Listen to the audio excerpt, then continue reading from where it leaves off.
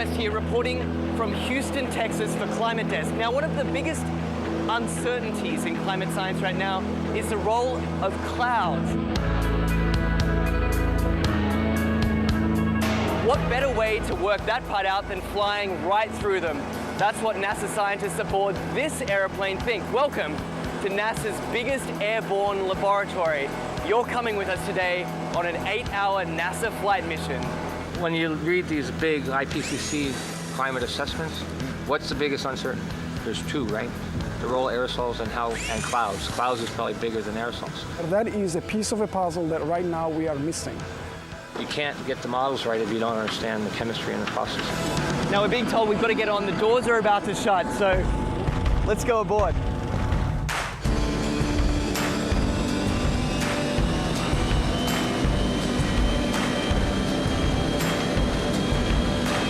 Every time you turn on the weather, every time you hear a climate change prediction, that information has to come from somewhere. And it starts by getting sucked out of the air from planes like this.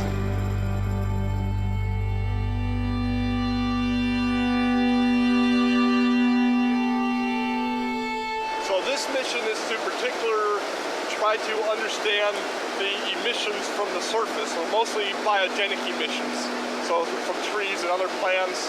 Right now we're flying to our very first part of this experiment on the DC-8. Over Arkansas, there's a particularly pungent bouquet of emissions that scientists are interested in measuring. Well, these emissions lead to both aerosols and to molecules that both destroy and create ozone. So these are very important things to understand for climate studies. How it will manifest itself, it will be in more accurate and more reliable predictions. So what we're doing is taking a series of flyovers, each at a different level of the atmosphere, scooping up those emissions, testing them, and hopefully scientists are going to see exactly what's in this column of air all the way up. The data that we collect in one flight can keep busy 60 scientists and students for 3 years, 4 years. We're still studying data from data collected 20 years ago. In fact, this particular mission today is its most heavily equipped in its nearly 30 years of service. Each one of these consoles here is a specially equipped scientific instrument designed to collect all sorts of different data in real time. And this instrument here tracks the sun. We're looking at mist chambers. They're used to strip soluble gases. This black line is the CO2. It's about 390 ppm right now. We're putting these filters in the bags that we've got the aerosols that we trapped out of a certain amount of air. And so we're sampling up here about 150 liters a minute. That ultimately flows back into the operational models. It flows back into what goes on TV every day. Anyway, I got to get this sample going. You do it. It's a busy man at work. We can't let him rest. Well, get this. We've just spent 2 hours crisscrossing this one cloud formation. In, back out again, back in again. Then they grow, and we track them as long as we can, and then we let it go. Even one cloud can hold a host of answers to the mysteries of climate change. The patterns of, where the clouds are, what type of clouds we see, what kind of weather systems they're associated with it, that'll all be shifting in a shifting climate, in a world with climate change. Then the big spark is this, is when we actually get the meat on the grill. And then it will be some time to process it.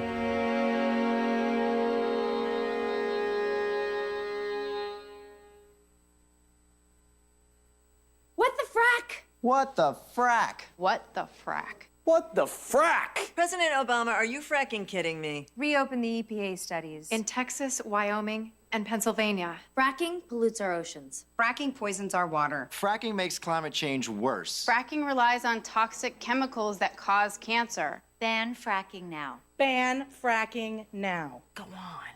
Ban it. Ban fracking now. Please.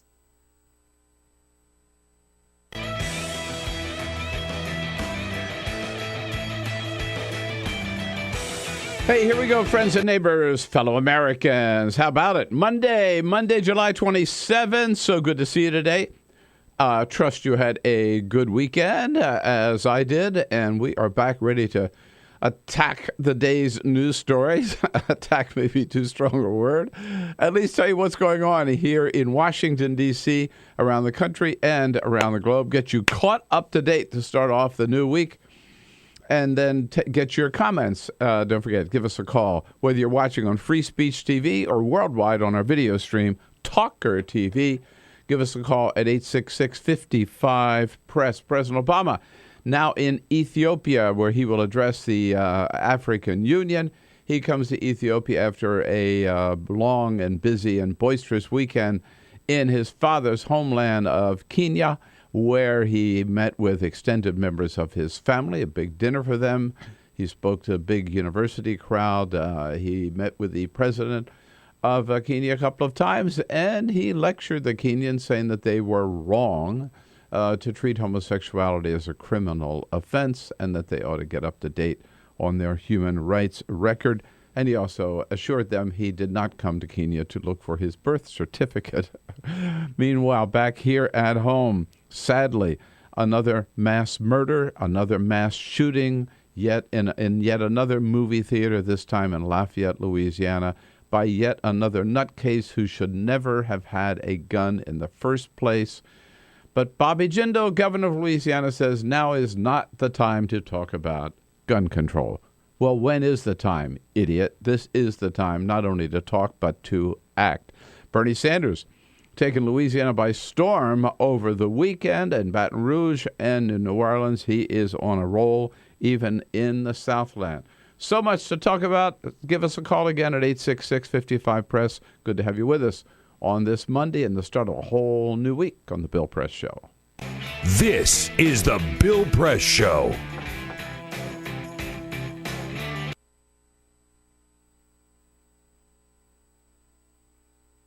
Came here to Foster City, where we're going to watch UC Berkeley, a University of California SWAT team, do a hostage rescue scenario.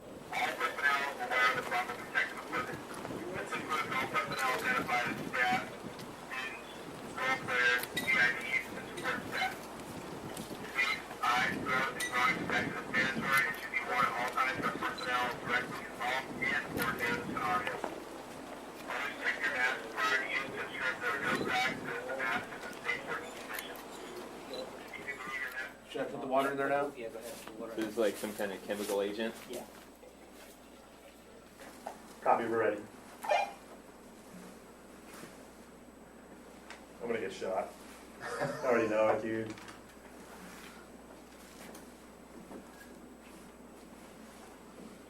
Fiends yelling at me. Help me. Shoot your hands. Help me. Shoot your hands. Back to the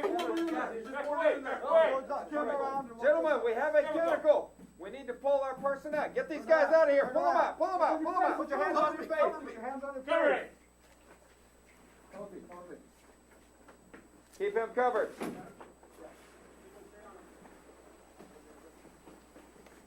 Your head up. He's got a shotgun back there. That's all right. Keep his hands up where we can. Hands on your face. Hands on your face. On your face. Someone cover me. I got a holster up, bro. Okay, pull him around the corner. Pick him up. Get him out of the building. Quickly. We've got this. Just get that guy out of there. You, come towards us. Keep your hands on your face. Turn around. Face away from us. Back towards us. Quickly. Back up towards me. Quickly. Pull him out of the room. We're exfilling, Billy? Yes, we are exfilling. It's actually around 92, 94, there was an attack on the chancellor at his residence, which is on campus. And we realized at the time that we didn't have any resources to deal with that kind of threat when it took place. So, and I think about 15 years before, they had some kind of semblance of a SWAT team. So they regenerated the idea of activating a SWAT team. And then since then, you guys have kind of branched out to doing what kind of stuff? Well, since then, we train for everything. We train for every eventuality, barricaded subjects. Like I said, most of what we do is high-risk warrants.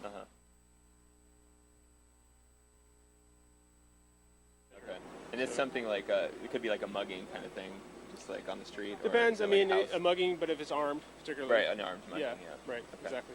Okay. And then obviously we're looking for training for anything else. Yeah. That we might be faced with, and that's what's great about Urban Shield is we couldn't duplicate this on our own.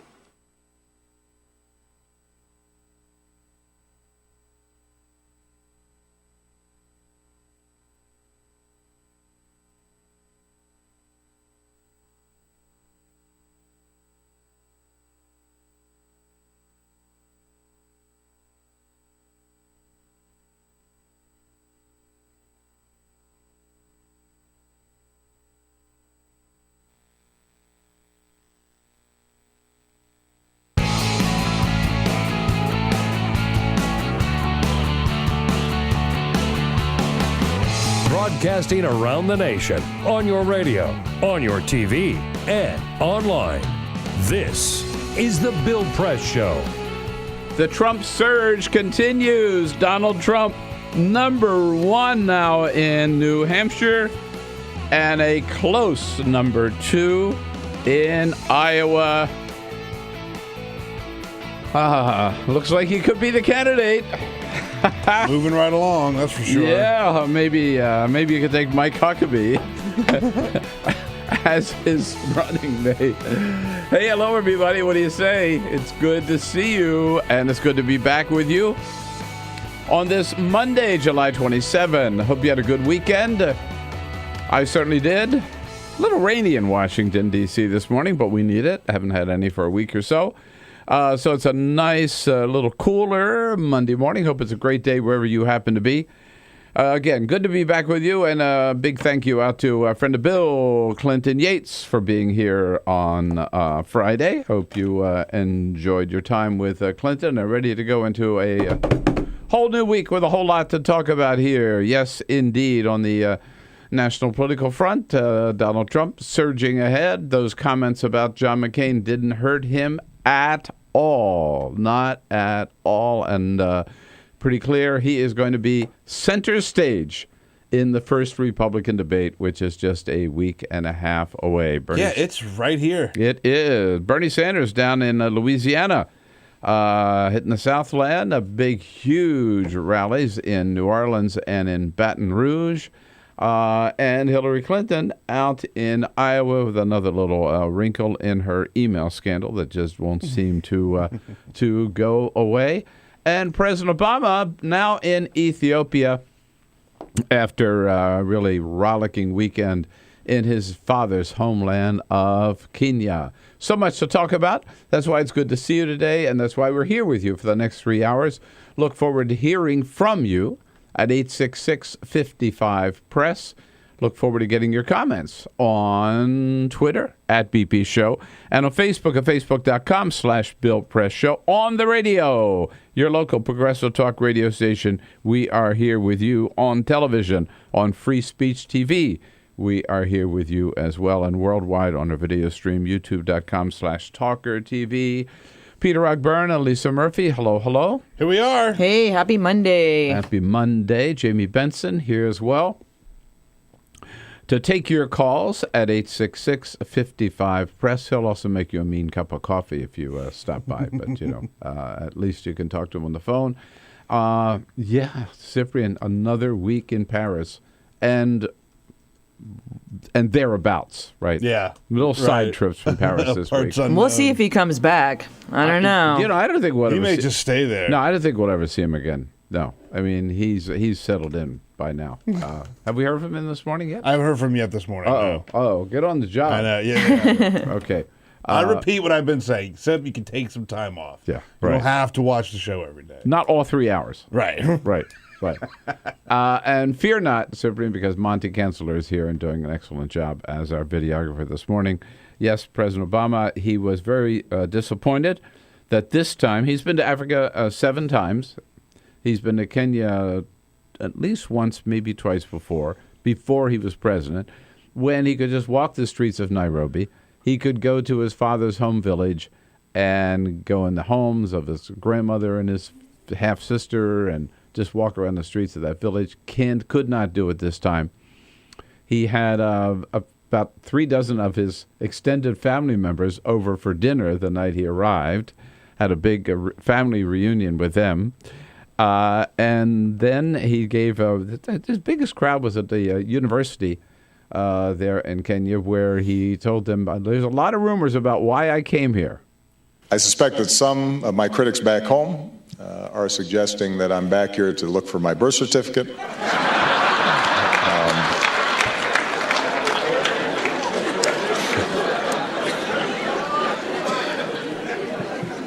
That is not the case. That is not the case, no. Because you got to get that joke in. Got to get that in. Little long pause there. You wait for it, and it comes. It's a good stand-up comic. You let the give the crowd a chance, right? His timing is always great. He knows.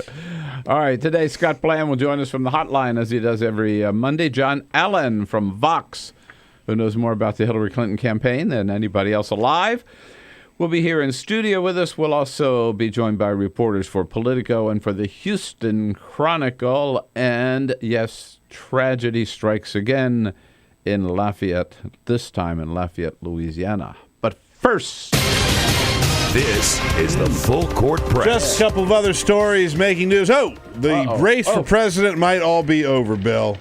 Yes, on Friday, Donald Trump got a very key endorsement via Twitter. Yes. Dennis Rodman weighing in. He endorsed Donald Trump for president. So that's it, folks.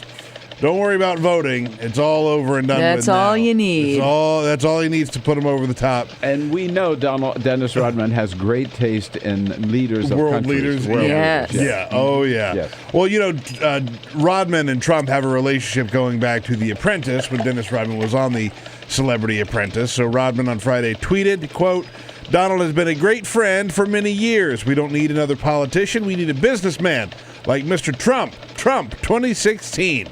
Trump, of course, responding via Twitter, said, "Thank you, Dennis Rodman. It's time we make America great again, and I hope you're doing well."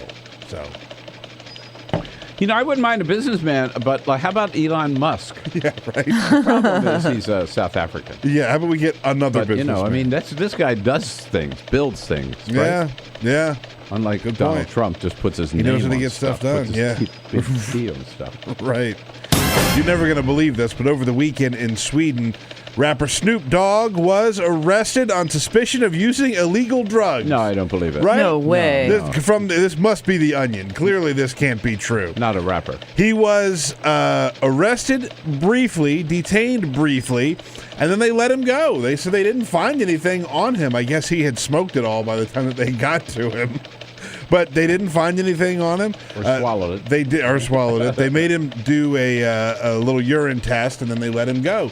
So he's good. He's clean again. He's Snoop out. Dogg is clean again. He's out. He's walking the streets. This again was in Sweden. So. And when we go to the baseball game, it's like the one time that I'll get a hot dog. Right? That's really the only place it's acceptable to eat a hot dog is at a baseball game. Right? You get a good baseball, a hot dog. Well, which park in America has the best hot dog? Dodgers. I knew you were going to say the Dodger Dogs. Dodger Dogs, yeah. That is not the case, according to a survey done by the North American Meat Institute. Is it somewhere in Pennsylvania? It is not somewhere in Pennsylvania. The winner, according to this, the best stadium hot dog, ballpark hot dog. So but let me just tell you how, before I tell you the winner, this is what they did. So they put together this poll, and people could vote from no matter where they were from. They could go and vote on all the different ones. So you have the Fenway Frank, Boston. You have the Wrigley Field Chicago dog. You have the Detroit Coney. You have the Texas Rangers. I was going to say Boomstick. if it's not, it's probably Chicago. If it's not Dodger Dog. Believe it or not, it belongs to the Cleveland Indians. The Really? Cleveland Indians have the best hot dog in Major League Baseball. I mentioned all those other more legendary dogs, including the Dodger dog. They had sort of a bracket-style breakdown of how it all went, and the Cleveland Indian hot dog won out. It's the Indians Sugardale hot dog is the local maker that they use. So.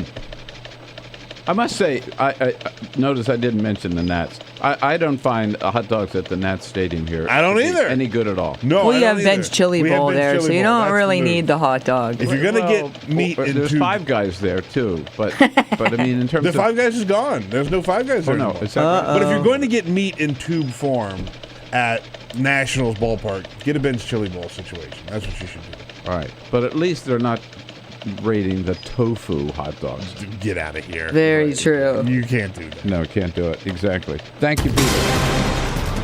Yes, indeed. I got to tell you, Saturday evening, Carol and I went out to a movie, saw the latest Woody Allen film, Irrational Man, which is good. Okay. It's not bad. But I'll tell you, and I'm not making this up, I was nervous going to the movies after Lafayette, Louisiana. I mean, I've never done this before. I sat down and I immediately looked around the movie theater to see if there's any lone man. That sucks. Right? You know? I mean, it wasn't like I was in a panic attack, but I think I'm not the only one there who's on edge. I looked around very carefully at people as they came in and who they were with and who they sat. I figured two ladies together, they were probably safe. Yeah. Right? Okay? I mean, this sucks, friends. This sucks. I mean, think about it. Aurora, Colorado, Newtown, Connecticut, right? Charleston, South Carolina, Chattanooga, Tennessee, now Lafayette, Louisiana. What do they all have in common? Mass murder. Every one of those cities impacted by mass murder. Every one of them a mass shooting. Every one of them a crazed gunman who should never have had a gun in the first place, able to get a hold of an automatic or a semi-automatic weapon and kill innocent people yet again. And in Lafayette, Louisiana, I mean, this may be one of the worst cases of all. This guy, a total nutcase, known to authorities, certified as just wacko, right? He was diagnosed as bipolar. His wife and family got a court order to keep him away from their house and from them. He trashed a house he was living in when he was evicted from it because he didn't pay his rent. So before he left, he ripped out the wires, poured concrete down the plumbing, threw paint all over the walls. This guy, total crazy. He was blocked from getting a concealed weapon permit because he was so crazy. He was sent, get this, he was sent to a mental hospital, committed without his consent by a judge because he was so crazy. And then he got out and he walked into a pawn shop in Alabama and bought a semi-automatic handgun. And tell me this makes sense. This is absolutely freaking crazy. The chief of Lafayette, Louisiana, Chief Jim Kraft, tells us what he was able to buy. We have confirmed through the Alcohol, Tobacco, and Firearms Unit, the weapon is a high-point 40 caliber semi-automatic handgun. Whoa. So you would think, after every one of these, you would think, now's the time we're just going to get serious. We're going to stand up to the NRA that doesn't represent sportsmen and hunters anymore. They haven't for years. They just represent the gun manufacturers anymore. Every time the politicians, members of Congress, state legislators are going to stand up to the NRA and do something about sensible gun safety measures to prevent these tragedies from ever happening again. No. The first politician on the scene, Louisiana Governor Bobby Jindal, who says, no, whatever we do, let's not talk about gun control. There will be an absolute appropriate time for us to talk about policies and politics, and I'm sure that folks will want to score political points off this tragedy as they've tried to do off previous tragedies. Right now, let's focus on these families. But what do you mean, score political points? How about doing your freaking job, idiot? Right? I mean, Bobby's. So what should we do if we don't talk about gun control? What should we do, Governor? You can ask as many times as you want. My answer's not changing. I today talked to the father of a man who lost his daughter. Right now, the important thing is to show them all the love and prayer and support. I'm more than happy to talk about this in a few days. Right now is not the time. Let's just pray. Let's just pray. That's all. Let's pray. It's the stock answer now. Yeah, right. This is the answer that these guys always Don't give. talk to me about gun control. We'll talk about that sometime, but not now. Then they never talk about it, and certainly never do anything about it. And then here's the thing. Ted Nugent was there, too. Forget Ted Nugent. But that Bobby Jindal makes the point, but he makes a point, but he doesn't get the point. We'd all love to come up with a predictable reason for why this madman chose Lafayette, chose this movie theater, because as a father, we want to keep our children safe. If we could figure out if there was some predictable reason, we would know how to make sure that this doesn't happen to our family members. It could have been our families. It could have been your families. That's a good point. It could have been your family. It could be your brother, your sister, your son, your kids, your daughter, your mother, your father, and it will be. It will. It's not going to stop in Lafayette, Louisiana.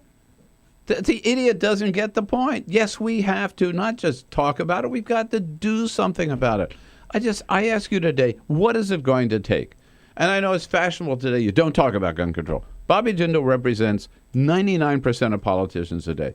You tell me name me one member of the United States Congress today or over the weekend that you heard talk about, now we need to do something about keeping the guns out of the hands of people who should never have them in the first place, about background checks, about they passed something in California. That state at least did something called the Gun Violence Restraining Order, which says you don't have to be crazy. I mean, your family or law enforcement can go to a judge and say, this guy's got a criminal record. He's got alcohol. He abuses alcohol. He abuses drugs. He's been known to have violent behavior. He gets in trouble with the law all the time. He should never have a gun. But there's no effort right now in Congress at all, and in most states, to do anything about this. It's just disgusting. This is just going to keep happening. It's going to keep happening and over and over and over again. This guy has a history of, as you laid out, of mental problems. This guy. He has an online history of hating women, hating the government. Yeah. Very, very outspoken about his extreme views. He's the poster child for not getting a gun. Yeah, right. Exactly. If anybody should have guns kept out of their hands, it's this guy. So what's it going to take? That's my question to you today. What is it going to take before we stop being such a nation of cowards when it comes to gun safety? We have to talk about it. We have to do something about it. We have to force our politicians to act. We have to do it. 866-55-PRESS. Yes, Bobby Jindal, screw you. Now's the time to talk about gun control. This is the Bill Press Show.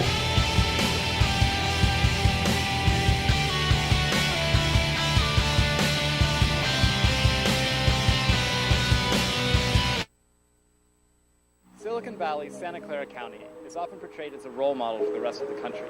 The county has some of the highest salaries and most expensive real estate in America, thanks in large part to the phenomenal success of tech companies such as Google, Yahoo, Intel, Adobe, and of course Apple, the nation's wealthiest and most profitable company. But Santa Clara County also has a more unseemly distinction. I'm standing near downtown San Jose, inside what is by some accounts the largest homeless encampment in America. The Jungle, as it's known, occupies a 65-acre stretch of creek where about 300 people live in makeshift structures. It's less of a homeless encampment than a full-blown shantytown. This being the largest homeless encampment in the United States, and us having Silicon Valley with Steve Jobs and all this cash, we're not supposed to have this kind of homeless problem. You know what I mean? I done been shot with a pellet gun like 4 times, attacked with baseball bats, my house set on fire. This is like hell on earth. I mean, this is like something you will not see, you have to see to believe, actually. It's like fourth world conditions.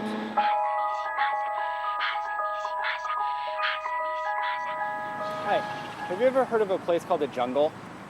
Sorry? A place called the Jungle, have you heard of it? We're not making enough money really for conventional homes or housing, and we make too much money for subsidized homes. So we're kind of, floating between the oil and the water. We told the landlady here if it would be possible to continue staying here. She said, no, you got to go. I already rented it out. And we went and loaded things into a storage facility, and it's still there. And all the campgrounds and things that we saw were too far out of the city, like KOAs and that sort of thing. So what we decided to do was to move into the jungle. So that's what we did. A few days ago, a woman named Leah Hernandez was robbed inside of her tent. When she refused to hand over the money, the robbers slit her throat. When she still fought back, they bashed her head with an axe. She died a few hours later. Residents say that the police never come into the jungle, so they have to fend for themselves. There's no law down there except our own, right? There's no law. So we could smoke dope all day in the open. The dope dealers ain't scared because, they're secure. We go to the Fairmont Hotel and have a brunch or do a philanthropy. That's not going to cut it. We need billions of dollars to go into the inner cities and go into the jungle. Silicon Valley, the Bay Area is known for its innovation, its progressive thinking. It's one of the most progressive pockets in the United States, if not the world, and certainly one of the wealthiest. If we can't do it here, it won't happen anywhere. It's got to happen here.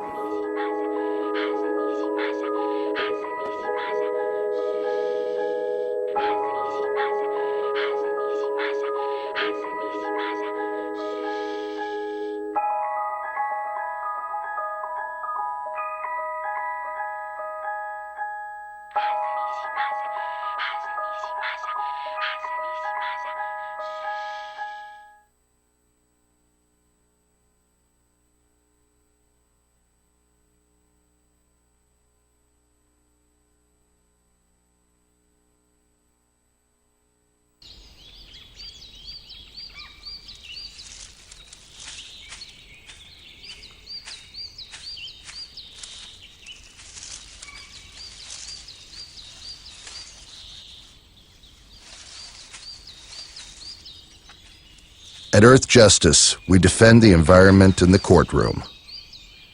Join our fight. When you take a seat, you take a stand. Earth Justice, because the Earth needs a good lawyer.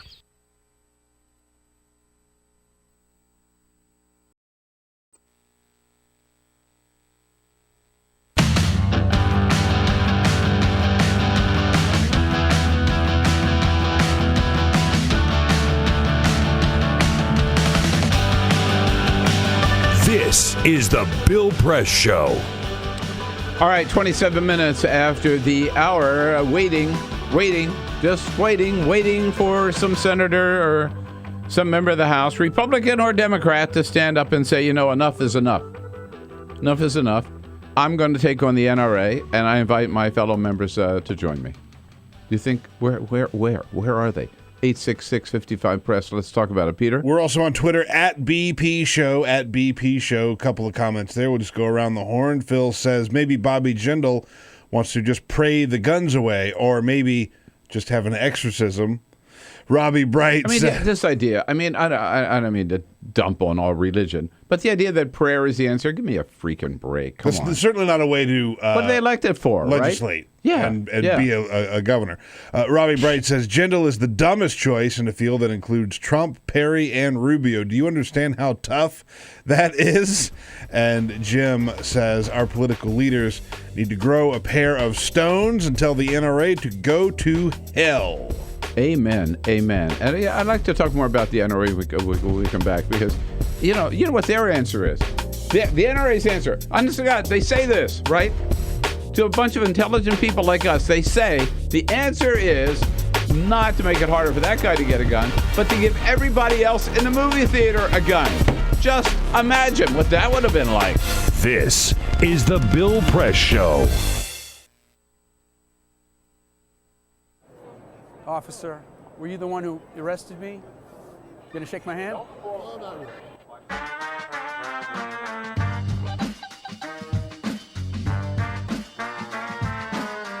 So I got invited to host a vigil called Carry the Names. And that's what they were doing, carrying the names of the people who were victims of deadly police force. Michael Brown, Eric Garner, that guy Gurley. I got a motion from Dragonfly from Stop Shopping Choir, and I started preaching. I preached up a storm as best I could, but about a minute and a half into my sermon, the place was flooded with police, Homeland Security, National Guard, state troopers, and I was pushed over and handcuffed so fast, down in the jail, down in the basement. Before you know it, I was out the door, put in prison overnight. The next morning, I'm in court. The same thing happens. I'm just rushed out of there. Then our lawyer, Wiley Steckler, gives me this iPhone. And there, in black and white, in the Gothamist, a popular paper, is this charge by Adam Lisberg, the MTA law enforcement spokesperson for this grand place. His quote is that I, Reverend Billy, physically attacked a police officer. Unbelievable. The feeling of being robbed of my work and life and identity, just the fiction. I did not touch anybody. I did not look. I know how to do this. I'm trained in nonviolence. I did not do anything. It was right here. It was right here. It happened right here. I was simply arrested while I was speaking and taken away, and that's it. The cold feeling in my city, the city that I love, that city spokespersons whose salary I pay for with my taxes, that they would say this. I can just feel the rending apart of the community, that we are not that close. We're not. They are willing to say this, and they think that they can just say anything about anybody and get away with it.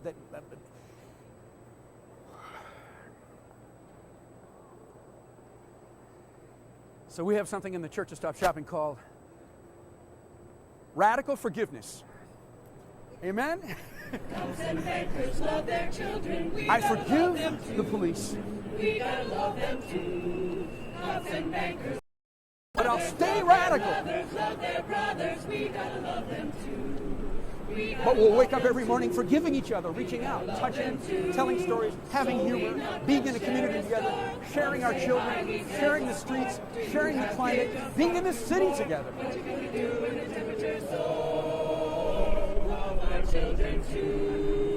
But forgiving each other, being grateful to each other, helping each other out, living together, living together. I got a daughter just turned 4. What do we do in the superstore? What do we do with the blood and the gore? The water's rising through our door. Love our children too. Love our children too. Amen. Earth-alleluia.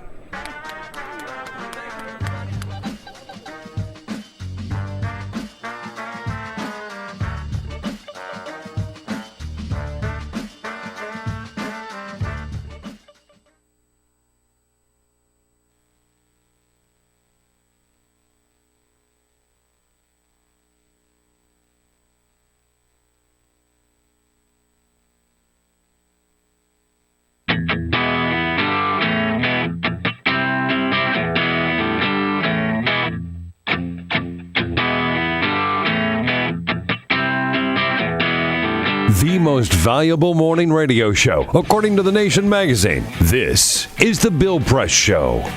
All right, you got it at 33 minutes after the hour, starting off a whole new week here. Monday, July 27. We're here at Washington, D.C., our nation's capital. The Senate was an unusual Sunday session yesterday. The House is back today.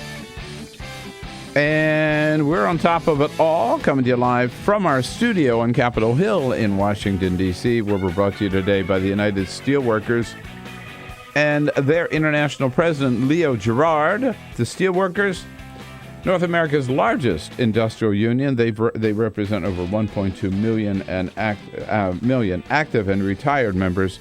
And find out more about their good work at their website, usw.org. We're trying to get a handle on what it's going to take. You know, it's now like one mass murder a week. And we really, I guess, do we really accept that this is the new normal?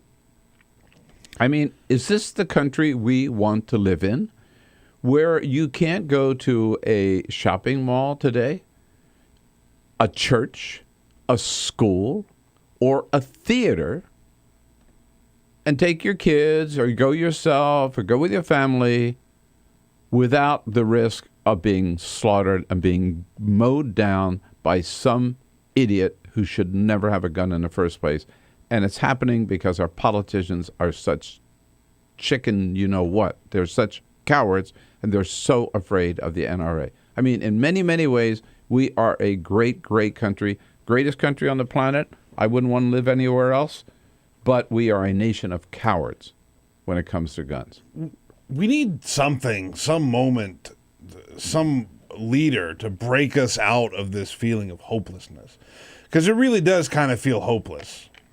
You know, well, it does. We've had these situations thrown in our face over and over and over again every year, every couple of months. There are going to be more of them. There will be. There will absolutely be more. Lately, it's been one a week. Yeah. Think about it. Charleston, Chattanooga, Lafayette, Louisiana. Boom, boom, boom. Yeah, just these horrible, unthinkable tragedies. And we just turn the page and keep moving. Right.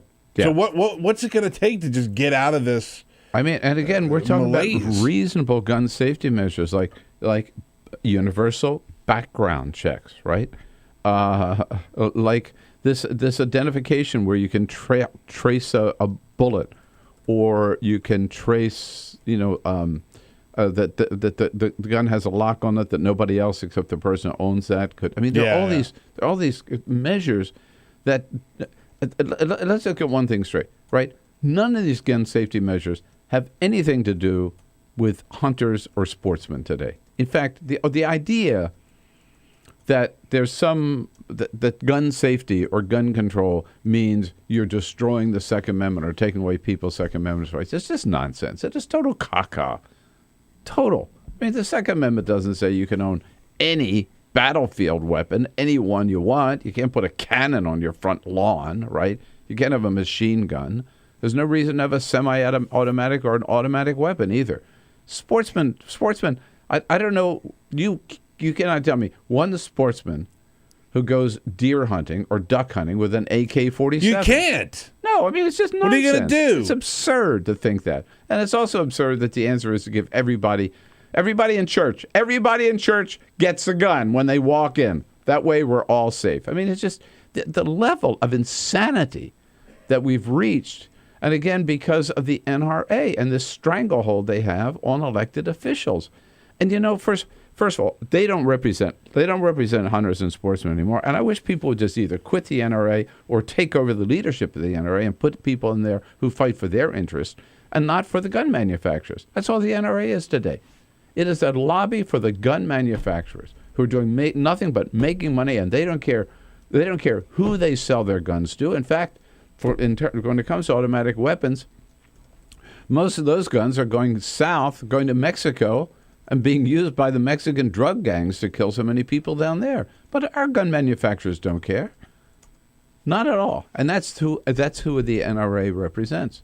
So, I mean, let's get, and the other phony thing about this is the idea that you can't take on the NRA, and well, it's unfortunate that for politicians, the thing they really care about more than anything else is keeping their job. Yep.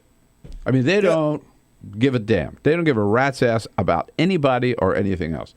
Just keeping their job. That's their number one priority. That's all. That's why they exist, which is sad in and of itself. But the idea that you can't keep your job and still stand up to the NRA is just not true. I mean, John Yarmouth, one of our favorite guests from Kentucky, talk show host, he's just one of thousands of examples. Here's a guy who stood up to the NRA from day one. Because he was always for reasonable gun safety measures. They opposed him when he ran for Congress. He beat them then, and he has beat them every single time. And every time they put somebody up against them, and he beats them in Kentucky. Right? Right.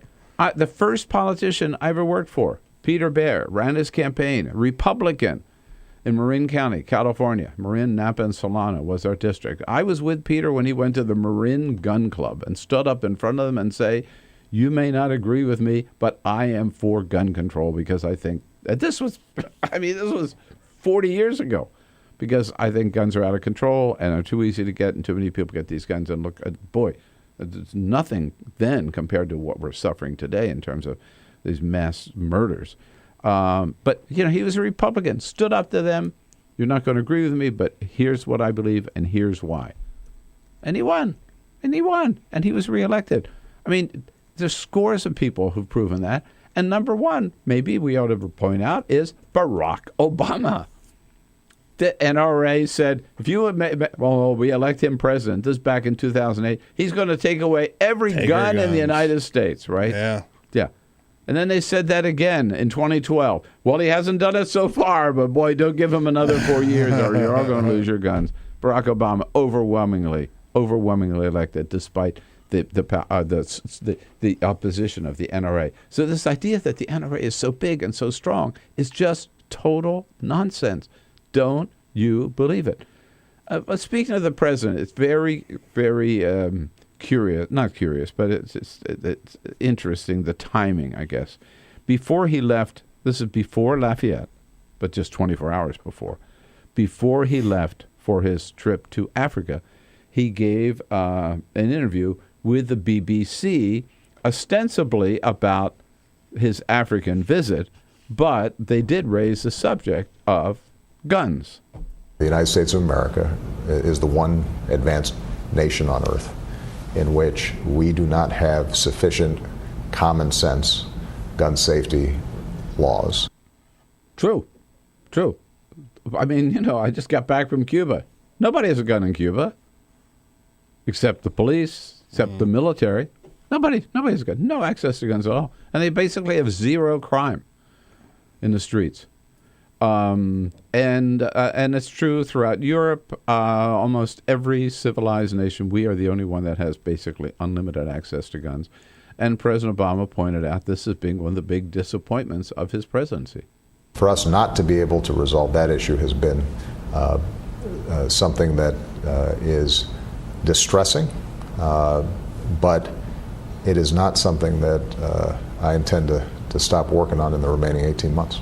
Right. Yeah. Okay. But my question back to him is, okay, what are you going to do about it? What have you done about it, and what are you going to do about it? I mean, the president's got a year and a half. Wouldn't it be great if he came back from Africa and said, you know what, all these other issues are important. Climate change is important, and it is. Education is important. Immigration reform is important. Nothing more important than doing something about gun safety in this country, because it is costing hundreds of innocent lives, and we have a mass shooting every week. We cannot let this go on. So if the president just say, for the next year and a half, I'm going to lead a campaign to do something about these guns, and I call everybody with a spine to stand up and let's do it. Let's do it now. But he won't do that. His comments after Charleston were the maddest we've seen him get about guns. Right. And he said, this however many times, too many times, I've had to get up here as president and talk to a nation that has been scarred by gun violence. And it's nice to hear him say that, and it was nice to see him get mad, like really, truly mad this last time around. But what's going to come of it? Where's he going to go next with it? Let's say a little bit. What's it going to take? Fred down in Trenton, South Carolina. Hello, Fred. Good morning. How are you doing? All right. What do you think? Well, I just wanted to bring up a point of consideration. If we take a gun with no bullets in it and a car with no keys in it, and we have them both in a parking lot, and we compare the danger, as we put the bullets in the gun and the keys in the car, the danger of someone dying from that doesn't really change. But when we put each one of those situations in the hand of a person, then we begin to add the element of danger. So if we remove all the guns from the people, sure, we'll stop death from guns, but by the same token, if we remove cars from people, we'll stop a lot of injuries and deaths from accidents and drunk drivers. Fred, thank you for the call. That's one of the most stupid arguments I've ever heard, and we appreciate the fact that you probably work for the NRA. When we come back, Scott Bland standing by. I mean, that's a stupid argument. Thank you for listening, Fred. Yeah, guns don't kill people. People kill people with guns. If you were listening, you would have heard me say, stop access to the guns to people who should never have them in the first place. And by the way, it makes you feel any better? Sure. keep some idiots from driving. Take the keys away from some idiots, too. This is the Bill Press Show.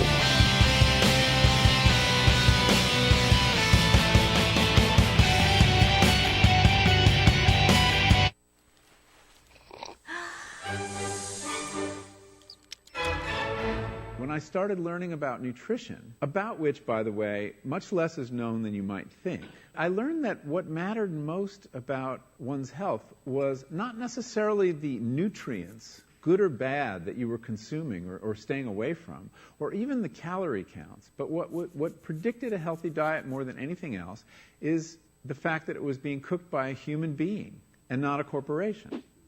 Corporations cook very differently than people do.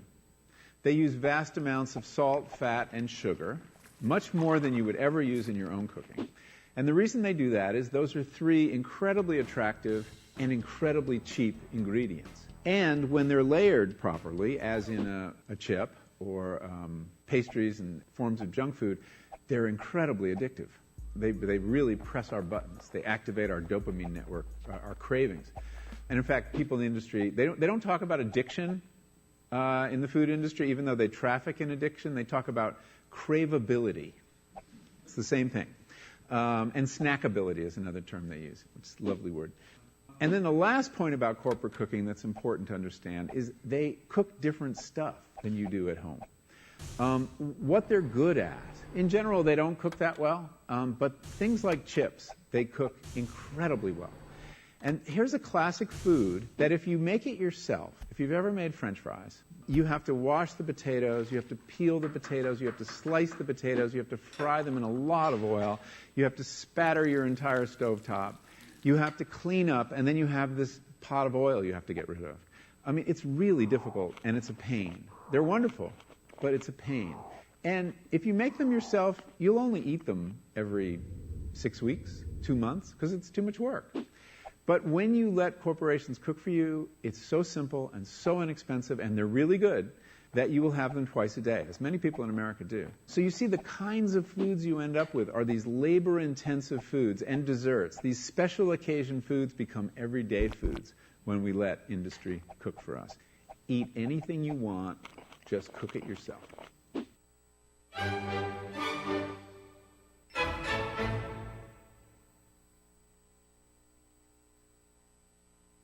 So, I'm kind of new here, but I've noticed a trend. My human does this funny thing where she goes around and gets all my toys, and then she hides them in that basket by the door. You know, but it's always the same basket, and it's always in the same place.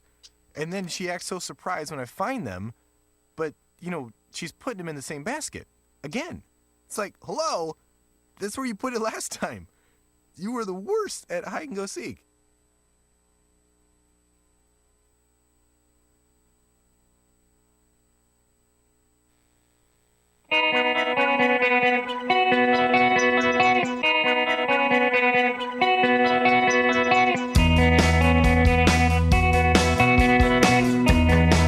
On your radio, on TV, and online. This is The Bill Press Show. John Allen, the chief political correspondent for Vox, is going to join us in the next hour. John Allen knows a lot about politics, but, nobody knows as much as Scott Bland. He's the editor-in-chief of the national journal Hotline. He's on top of state races, Senate races, House races, and this crazy 2016 presidential race. Scott joining us on our news line again this morning. Hello, Scott. Welcome back. Good morning. Thanks for having me. So, everybody thought that, boy, after Donald Trump made his comments about John McCain, well, the next poll is going to show that he just sank like a rock, because you can't criticize John McCain and survive in American politics. Didn't turn out that way, did it, Scott? No, not quite. And, there's kind of a stages of grief thing going on with Donald Trump and the Republican Party right now. When he got in the race, they kind of denied his existence almost and ignored him a little bit. And we've seen anger, we've seen bargaining, and a month later he's still hanging around, and not just hanging around at the top of the polls. More than hanging around. I mean, the latest polls I was referring to, right? Number one in in New Hampshire and close number 2 in Iowa. Yeah, and there are a couple of things, and there were some Republican pollsters kind of complaining a little bit yesterday about the media polls and like the type of respondents they're drawing in. Typically, a lot more non-registered Republicans than would be involved in a Republican primary. Sometimes some pretty small sample sizes, which can cause some problems, but the fact is, these polls have been kind of sanctioned by the folks organizing Republican presidential debates as mattering, and they continue to just pop Trump right up along there. I think partly on the basis of the fact that just everyone is talking about him right now, but nevertheless, there he is, and you've seen it in the way that other Republicans running for president have been not just forced to grapple with him over the last few weeks, but some who are trailing in the polls have been trying to use him as their ticket further up, like Rick Perry. Punching up, yes, they say. Right, sure. They see an opportunity. Lindsey Graham and Rick Perry in particular. Do we know, speaking of polls, do we know yet which 3 polls or which polls Fox is going to use to determine who gets on stage in the first presidential debate? The short answer is no.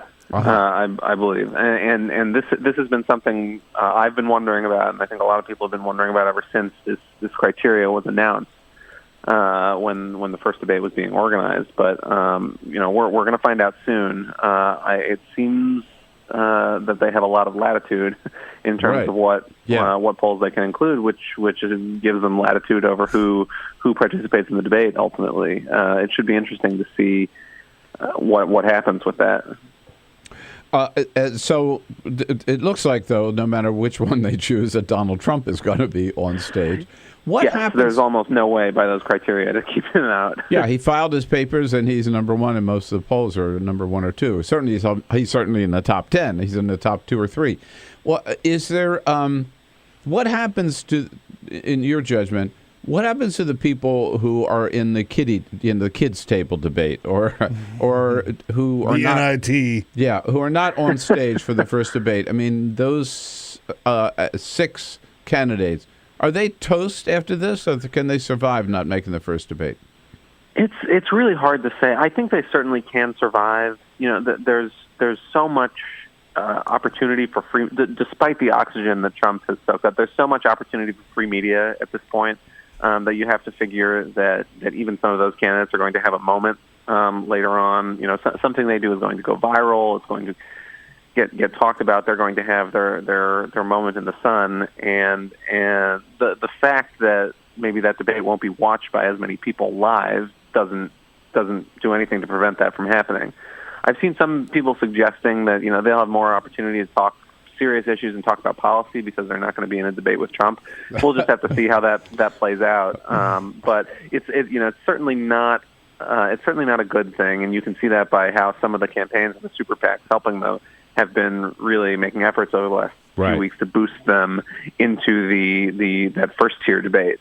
But they'll certainly still have opportunities. In other words, they could survive, but they'd rather be on stage for the big guys debate rather than off the stage, right? I mean, no doubt about it. Yeah, right, indeed. Well, 10 days away, it's going to be fun to watch. By the time we talk next week, Scott, we ought to know who's going to be on stage and what polls are depending on. We'll take another look at it then. Thanks so much for joining us again today. As always, thanks, Scott. Thank you. National Journal Hotline, editor-in-chief at nationaljournal.com. This is the Bill Press Show.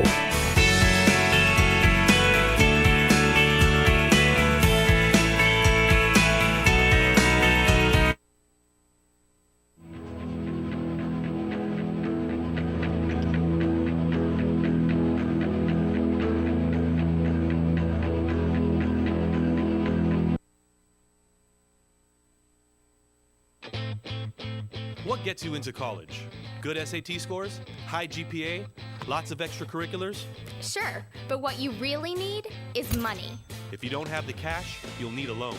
And we mean huge student loans because the cost of college has risen 1,000% in the last 30 years. This means big money for the banks that collect fees and interest. Now, millions of young people are starting their adult lives with an average of $29,000 of loans on their backs. Altogether, we're talking $1.2 trillion in student debt. And more people are finding it impossible to pay them back. Welcome to the student debt crisis. The increasing demand for higher education and cuts to state funding gave colleges a huge incentive to keep inflating prices. I graduated about a year ago, currently in $35,000 of debt. I am in debt about like $25,000. I owe $23,000. I owe over $50,000 in student loans. 38.8 million Americans owe money on a student loan. And the biggest names in banking are making huge profits off the booming student loan industry. Sallie Mae, the largest provider of private student loans, made $949 million last year. They only give you about 6 months to look for a job. You have to start paying back the loan. It's very pressuring, especially nowadays. It's very hard to find a job. Over half of the students graduating in 2012 could not find a decent paying job. They either had low-wage jobs or unpaid internships or were unemployed altogether. So you can't make the payments. You start incurring late fees, which makes the loan even harder to pay off. And it stays with you for years, even decades. Right now, a third of the people who started repaying their loans are delinquent or in default. That's 13.7 million people, more than the populations of Chicago, New York, and San Francisco combined. Worse, it's not just the borrowers who are in trouble. Many loans require co-signers. So if the student is unable to pay, that co-signer, a father, a mother, or a grandparent, is now on the hook. Even a grandparent's Social Security benefits can be garnished to pay the loan. We should have an answer to this. If you get really behind in your car payment or your credit cards, you can file for bankruptcy. But Congress has made it nearly impossible to discharge student loans through bankruptcy. Big institutions make big profits while students try to make ends meet under crushing debt. Is this how we want our education system to work? The whole point of going to college is to get the career you want, but lately that's been discouraged because no one can afford school. You get a job just to pay off your student loans. We need higher education, not higher debt.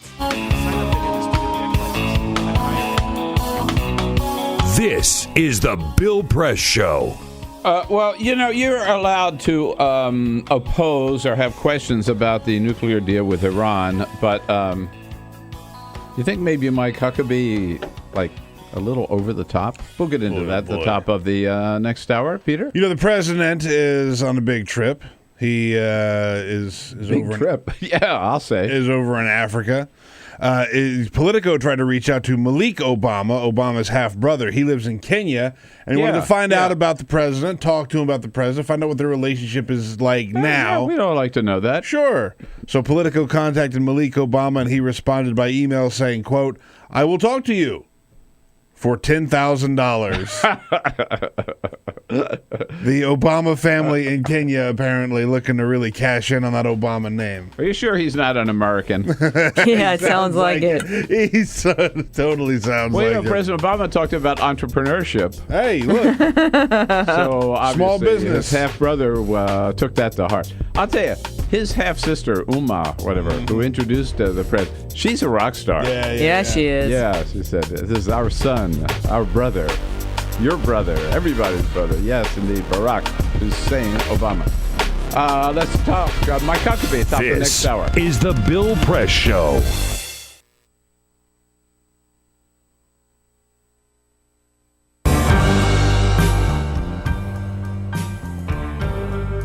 I'm a Pistons fan. Their slogan was, "We come to work." That's what Detroit about. That's why they used it. It's a team thing. They won 2 championships, a team. There was no star. No mayor can come in here and be a star. It's a team thing. No governor should come in here and think you can do it by yourself. It's a team thing. You got communities. They got ideas too. The only thing wrong with Detroit, people had lost hope here. Residents, city workers, so much corruption. They lose hope. But I grew up here. I love this city. I think it can come back.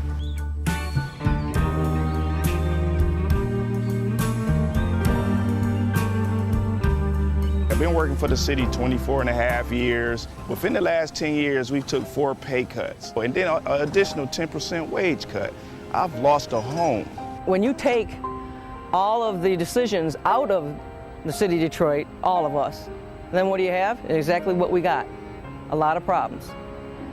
Every time the city seems to fall into a problem, it's always on the backs of us workers. You wake up out of a dead sleep and you jump behind the wheel and take off driving and try to get everybody there safe, not knowing really what you're pulling up to. I'm not eligible for Social Security, so the pension is my sole salary at this point. We've been in business here 39 years. We've seen a lot of changes in Detroit. The area was a lot of industry, a lot of city workers. It's getting very tough for the city workers. It's getting tough for us as a business people. Response times are increasing because of the closing of companies, which takes your insurance rate through the roof. So all the things that affect us affect the citizens. I worked for the city in different capacities for 29 years. I feel like an old jacket. They use me up and they throw me away. In my condition, nobody's gonna hire me. I'm 68 years old. Half the times, I can't get my blood pressure medicine. It's either feeding myself, blood pressure, or paying bills. $754. By the time they take all the deductions for I have my car insurance, my house insurance, and my health insurance taken out. So the time they take all that, I'll get about $300 after they take all that out. I don't understand it. I can't see how the governor is allowing this to happen and what they're doing and they want to blame it all on the seniors. Not only the seniors, but the city workers. And we worked hard. I know I worked hard. I've been in Detroit since 1946. I was 14 years old when I came in. I don't live large at all. I wish I could. I don't know when the last time I've been shopping. I only get $1,100, and I'm 81 years old, and I need every penny that I can get and that I do get. And I'm very, very upset about the idea of them taking away my pensions that I worked 30 years for. I think it's terrible that they talk about Detroit like they do, because Detroit has been very good to me. I have a lot of city workers coming in with their uniforms on, Detroit Water Department, Police Department, Fire Department. I get a lot of people, the Border Patrol come in. So if I lose that customer base, I'm going to be in a position where I might have to close down. If they take away their pensions, if they start cutting jobs, it's going to cut into a large percentage of not only our business, but other businesses that are in the city of Detroit. We're here. We've been here for 26 years. We're still trying to do business in the city. Detroiters are survivors. They tough. They adapt. But only can do so much when your politicians are ahead of you and we're not on the same team. We're not going to let Detroit be erased, bulldozed, or whatever. We're going to fight to the bitter end. Detroit going to survive.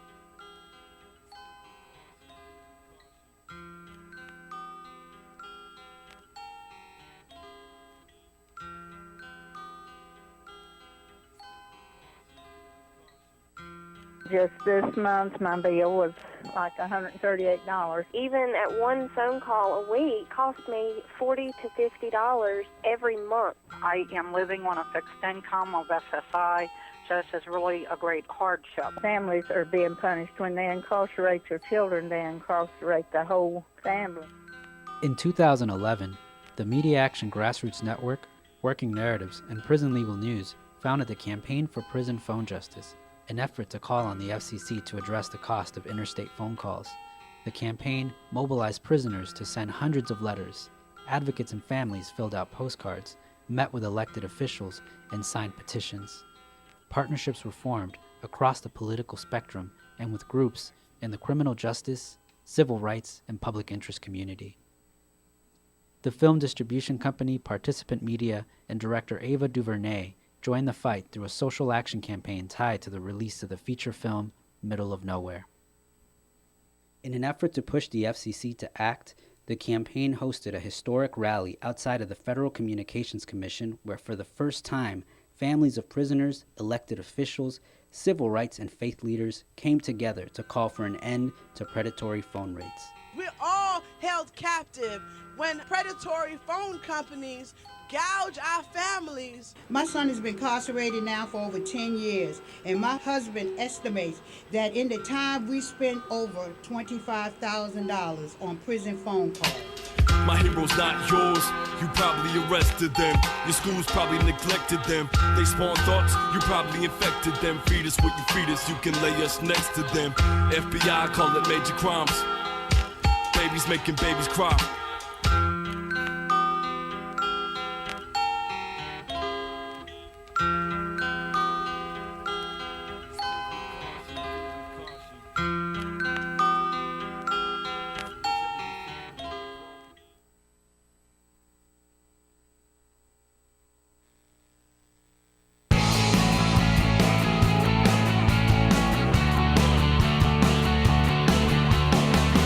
Broadcasting around the nation, on your radio, on your TV, and online. This is The Bill Press Show.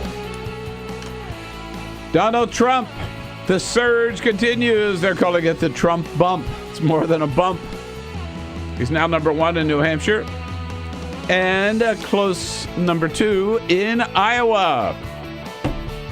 He is the voice, the face of the Republican Party, as racist as he is.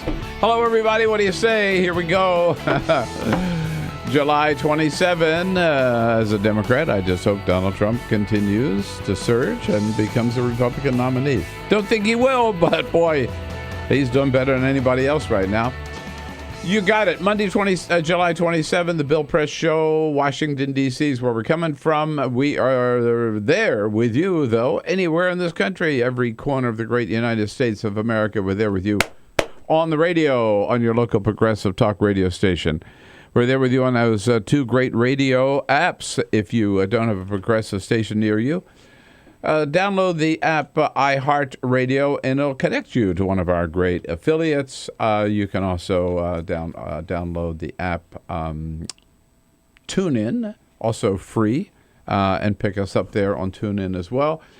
We're there with you on Free Speech TV and worldwide on our video stream, Talker TV. We got our team in place this morning, Peter Ogburn and Elisa Murphy. Hey. Hello, Bill. Happy Monday. Hello, hello. Thank you for a whole new week here with Jamie Benson. Ready for your calls at 866-55-PRESS. Peter will take your comments on Twitter at BP Show and on Facebook at facebook.com/Bill Press Show. And Monty Kanzler, our videographer, while Cyprian continues his extended vacation in Paris. Monty Kanzler on the job.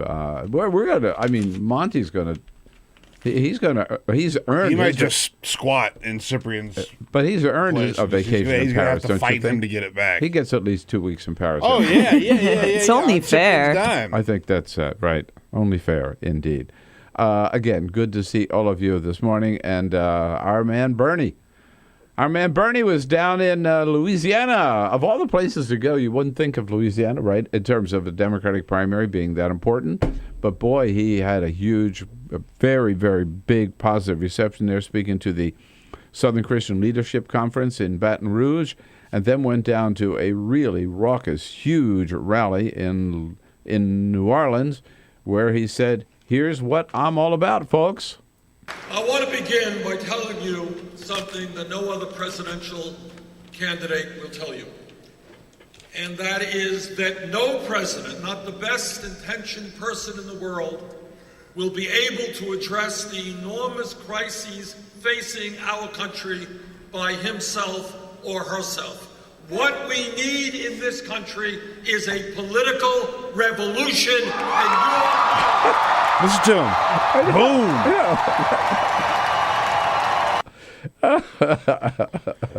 He had nearly 5,000 people show up to this thing in a state like Louisiana. Yeah, Mary Landrieu couldn't get 5,000 people to Louisiana. That's true. Right? I mean, this is a red state. It's red state, right? Bobby Jindal's backyard. I love it. Right. I love it. Bernie Sanders. We got a great team coming up this morning. John Allen, one of our favorites, the chief political correspondent for Vox, will be here in studio with us. Sarah Wheaton covers the White House for Politico. She'll be along as well. She's not in Africa with the president. And we'll also be talking to a reporter from the Houston Chronicle about the investigation into the mysterious death of Sandra Bland in a jail cell down there after being arrested and thrown in jail for 3 days for changing lanes without her turn signal on. Still strange and a very troubling case. We'll get right also to Mike Huckabee. Oh, man. And what he had to say over the weekend, basically showing that he doesn't deserve to be a candidate for president, but that's another matter.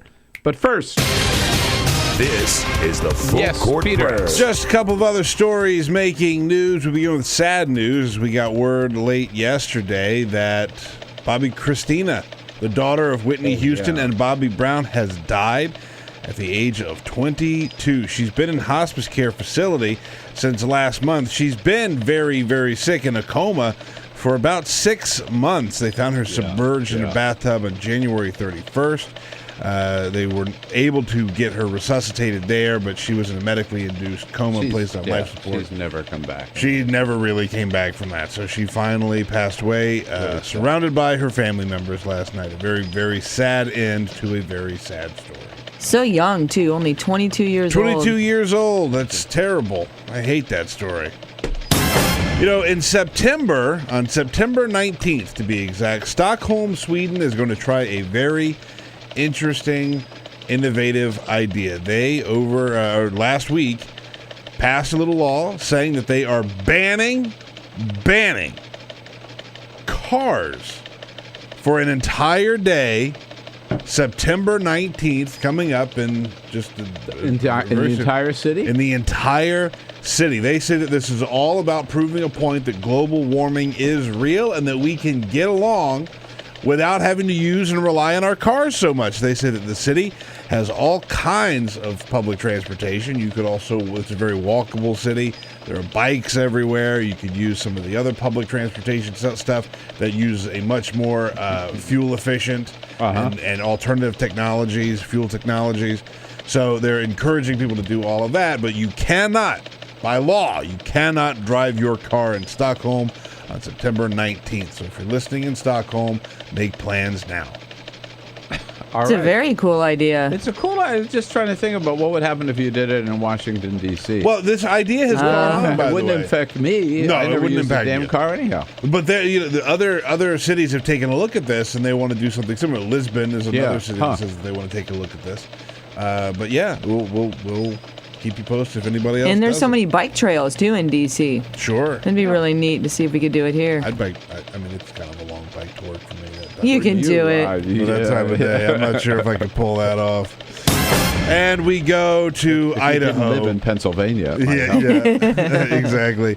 We go to Idaho where a man was cycling, long road bike trip on his bike, and he had to stop because nature called, and he tried to do the right thing, but he ended up doing something very, very bad. He set a 73-acre blaze fire. And I'll tell you how he did it. He stopped because he had to go to the bathroom, and he didn't want to leave litter or trash, and so he burned his toilet paper.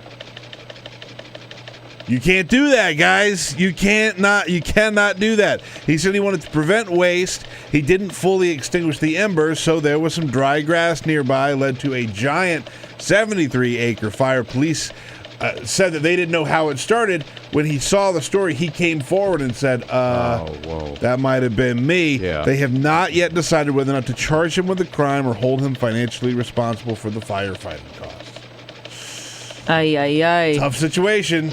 Yeah. He meant well, but You got to make sure you do it the right way. There was a porta potty nearby. I guess not. Yeah, politics is politics, but sometimes people just go way over the line. And if anybody would, all this talk about Donald Trump lately, and nothing Donald Trump has said compares to what Mike Huckabee said over the weekend. I mean, so let's start off. It has to do with the Iran nuclear deal. Okay. I support it, totally support it. I understand why some people don't. The unfortunate part is that most people who don't support the Iran deal haven't read it and oppose it only because Barack Obama's for it. Right. I mean, this is I had a conversation with a Democratic member of Congress the other evening about this who is a very strong supporter and said, you know what, that this is probably the most important step toward world peace, toward getting rid of nuclear weapons in our lifetime.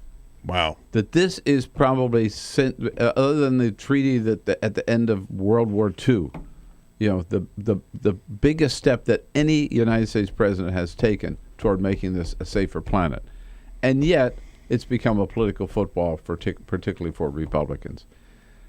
I understand that. That's what politics has kind of fallen into these days, where we've talked about this before, whether it's immigration reform or gun safety or education or whatever the issue, things that Republicans always, even raising the minimum wage, that they supported under President George W. Bush, the very, very, very, very, very same legislation, the very same proposals, they will oppose if it happens to be Barack Obama's plan.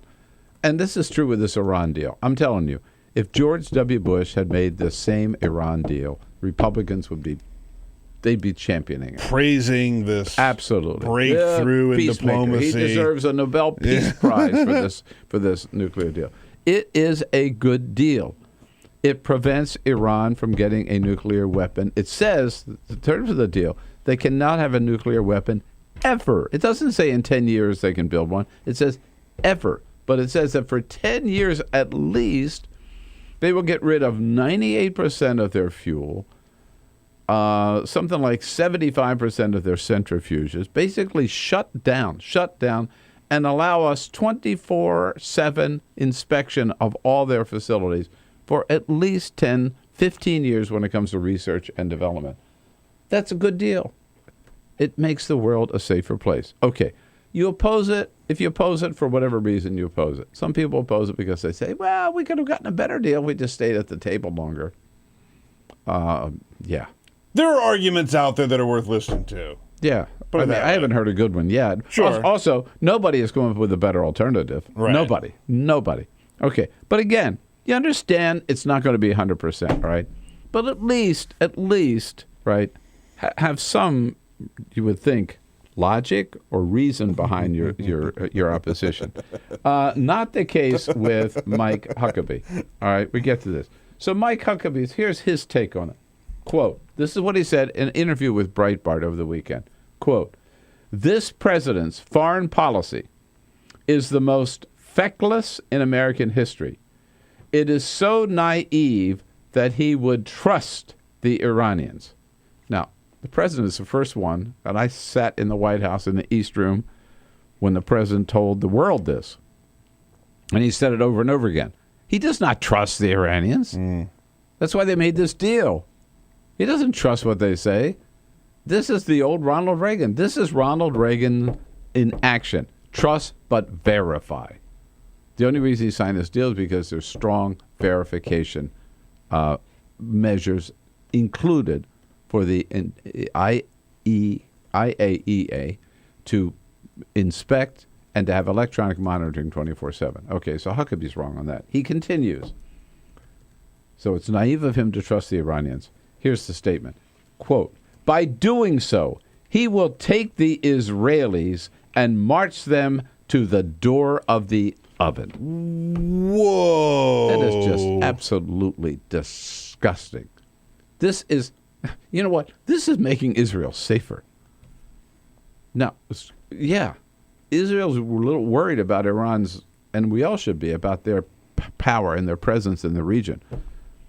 But again, as President Obama pointed out, Israel would be a hell of a lot worse off and a lot more to worry about if Iran had a nuclear bomb.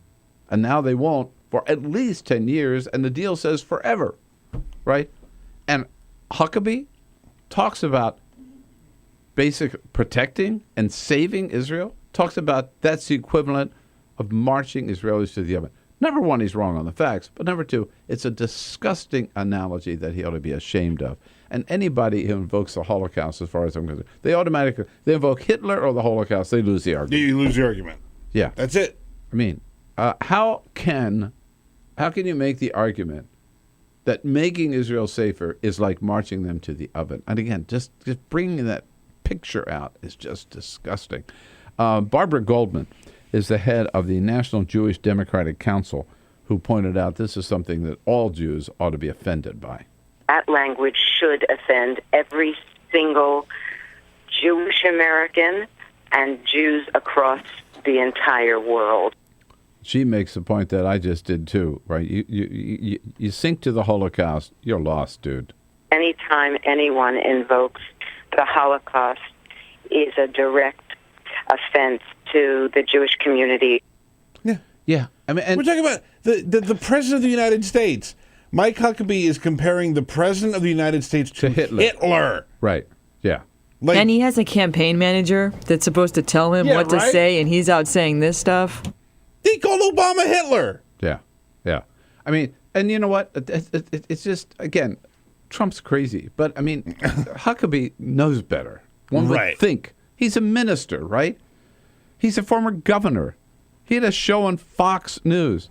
But he's always saying crazy stuff. Yeah. Remember the stuff he said about Beyonce? He was attacking the president's daughter because I like Beyonce or whatever. It's Uncle Sugar. The Uncle Sugar stuff. Yeah. But the problem with American women is they can't control their libido, right? Yeah. And they have to have all this birth control and all this stuff from the United States government. This guy is a wacko, Mike Huckabee. I mean, I just wonder, are there, when you look at Donald Trump and you look at Mike Huckabee, are there no standards at all for the Republican Party to run for president of the United States? He could be as crazy as a loon. And these guys prove it and still be a Republican candidate for president. Disgusting. What can you do about Mike Huckabee? I mean, wouldn't it be nice if Jewish leaders, Republican and Democrat, around the world just stood up today and said, that was outrageous. Out of line. That was wrong. That was out of line. And maybe Mike Huckabee might apologize. Yeah, don't hold your breath. This is the Bill Press Show.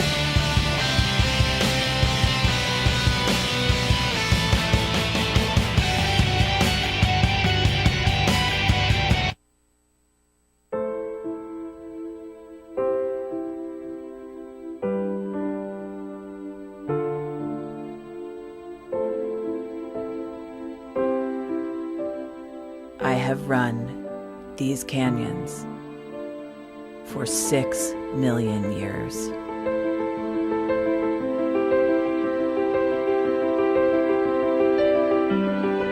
I have traveled from the Rocky Mountains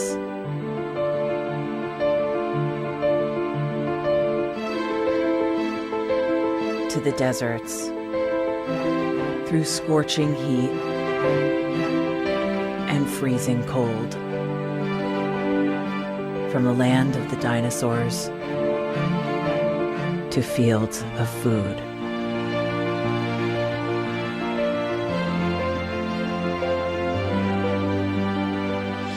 I lend my hand to 7 states, 2 countries, 9 national parks, and 36 million people across an arid West.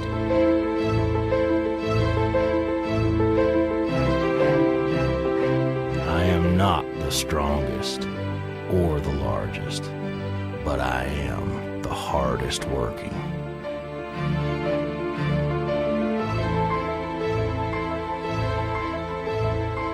people love me.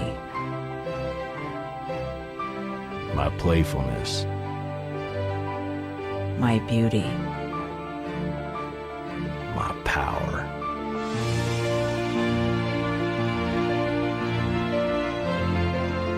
My life.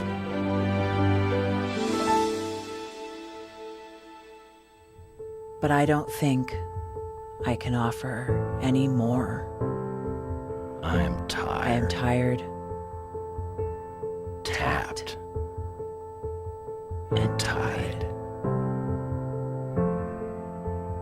Of the hundreds of major rivers in the world, I am one of the few who no longer kisses the sea.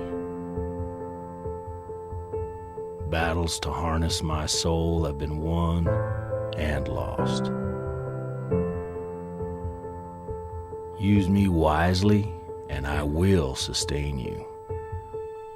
Use me like you have, and I will break.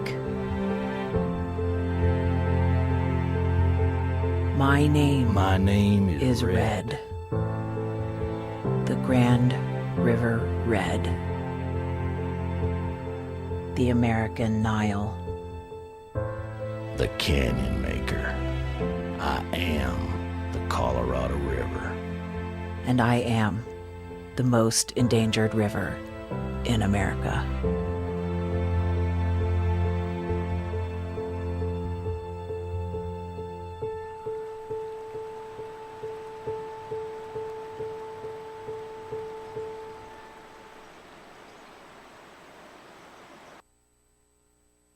So, I'm kind of new here, but I've noticed a trend. My human does this funny thing where she goes around and gets all my toys, and then she hides them in that basket by the door. You know, but it's always the same basket, and it's always in the same place. And then she acts so surprised when I find them, but, you know, she's putting them in the same basket. Again. It's like, hello? That's where you put it last time. You were the worst at hide and go seek.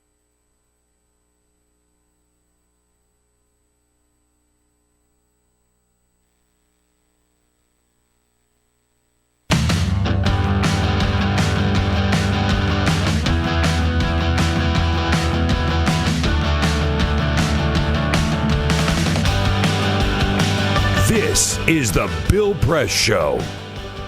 27 minutes after the hour, talking about Mike Huckabee's latest outrageous comment. I was just checking here during the break. BuzzFeed, a couple of months ago, put up a story. I love BuzzFeed. Right. 12 quotes that prove Mike Huckabee is insane. They might do a reprise today and make it 13. 13, right? yeah. But, the first one on here just gives you an example of Mike Huckabee's mind. Quote, "When I was in college, we used to take a popcorn popper because that was the only thing they would let us use in the dorm, and we would fry squirrels in a popcorn popper in the dorm room." Mm-hmm. No way. Mike Huckabee. Here's John from Minneapolis. Hello, John. What do you think?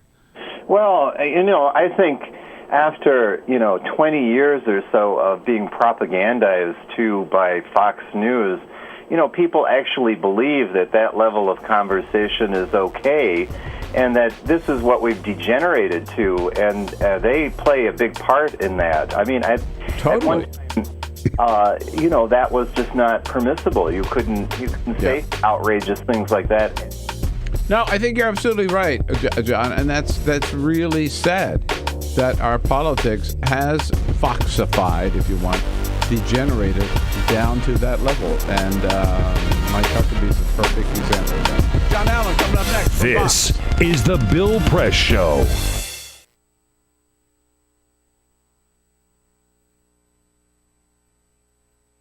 The average text takes your eyes off the road for nearly 5 seconds. At highway speeds, that's enough time to travel the length of a football field. Stop the texts. Stop the wrecks.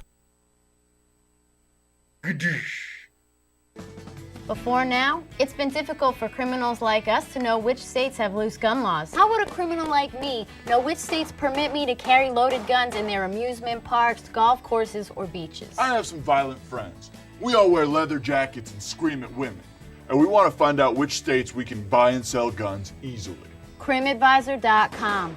That's the site to find out where it's easiest for felons and fugitives to buy, carry, and even traffic guns. That's why I love Arizona, where I can go see the beautiful Grand Canyon and carry a loaded gun with a background check. You would fail that background check. I'm sure of it. Now, what about a road trip?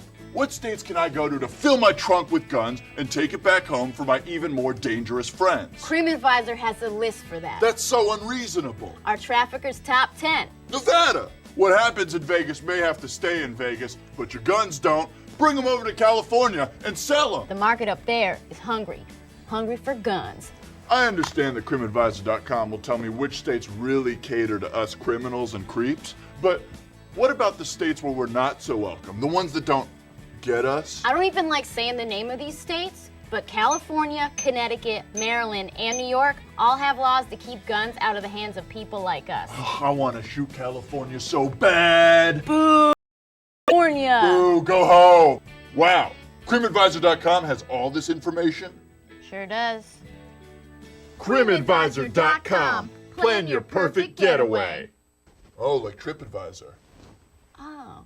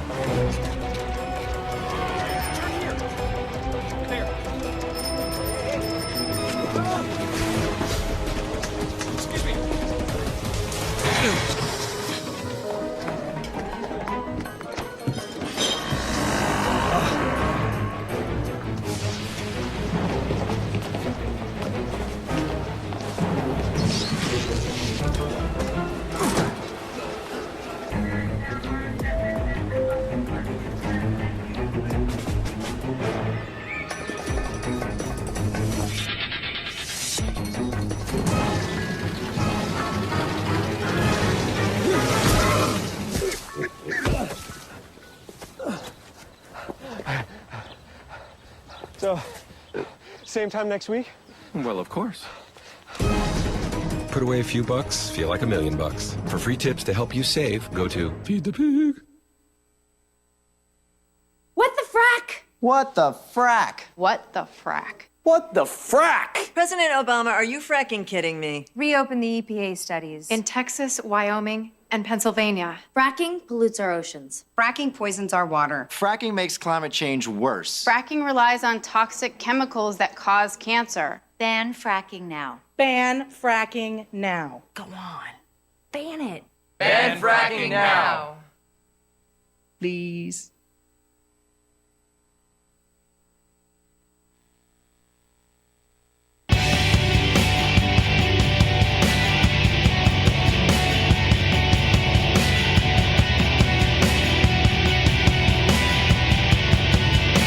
Seen on Free Speech TV and online on Talker TV. This is the Bill Press Show. So how's your Monday going so far? I hope it's going as well as ours, and ours is going a lot better right now, 33 minutes after the hour here on the Bill Press Show, as we welcome the chief political correspondent for Vox, John Allen, our good friend, here to the program this morning. Hello, John. Good to see you. Good morning. Good to be here. Thanks for getting up early. Thanks for having babysitting services for my son. Well, we are a full-service operation here, right? Do what you need we here, provide man. coffee, sometimes donuts, sometimes cookies, always babysitting service. Sometimes booze. Last time I was here, I think it was a mimosa. Yeah, we had mimosas for you. Yeah, that's right. You never know. That's it. You never know. There's a lot going on here. By the way, we are live from Washington, D.C., and brought to you today by the International Association of Machinists.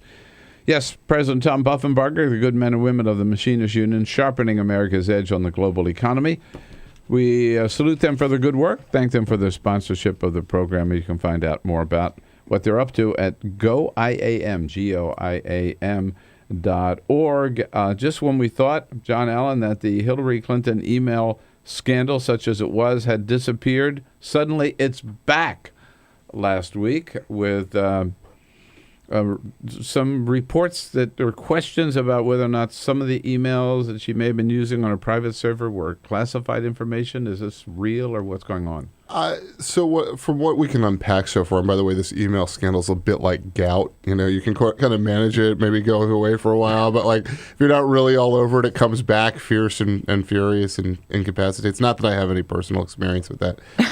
I don't yet, but given my size, I might at some point. So I think what we've seen here is the State Department is producing emails from the batch that she gave the State Department and making them public. There's, of course, the set that she wiped clean from her server, which is probably where anything that's interesting is. Right.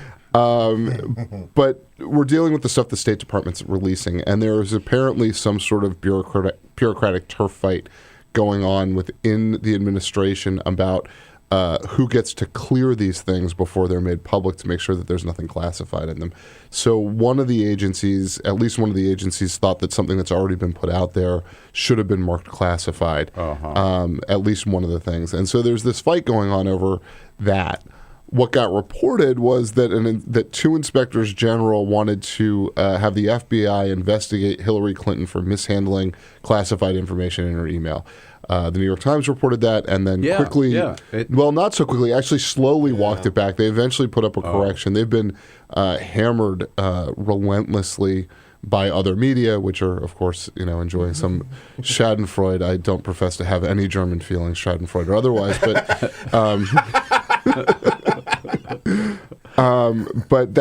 that's been going on in the press. I think what happened is somebody leaked a piece of a story, and an inaccurate piece of a story to the Times and the Times ran with it. And the Times ran with it. What's the Times got against Hillary?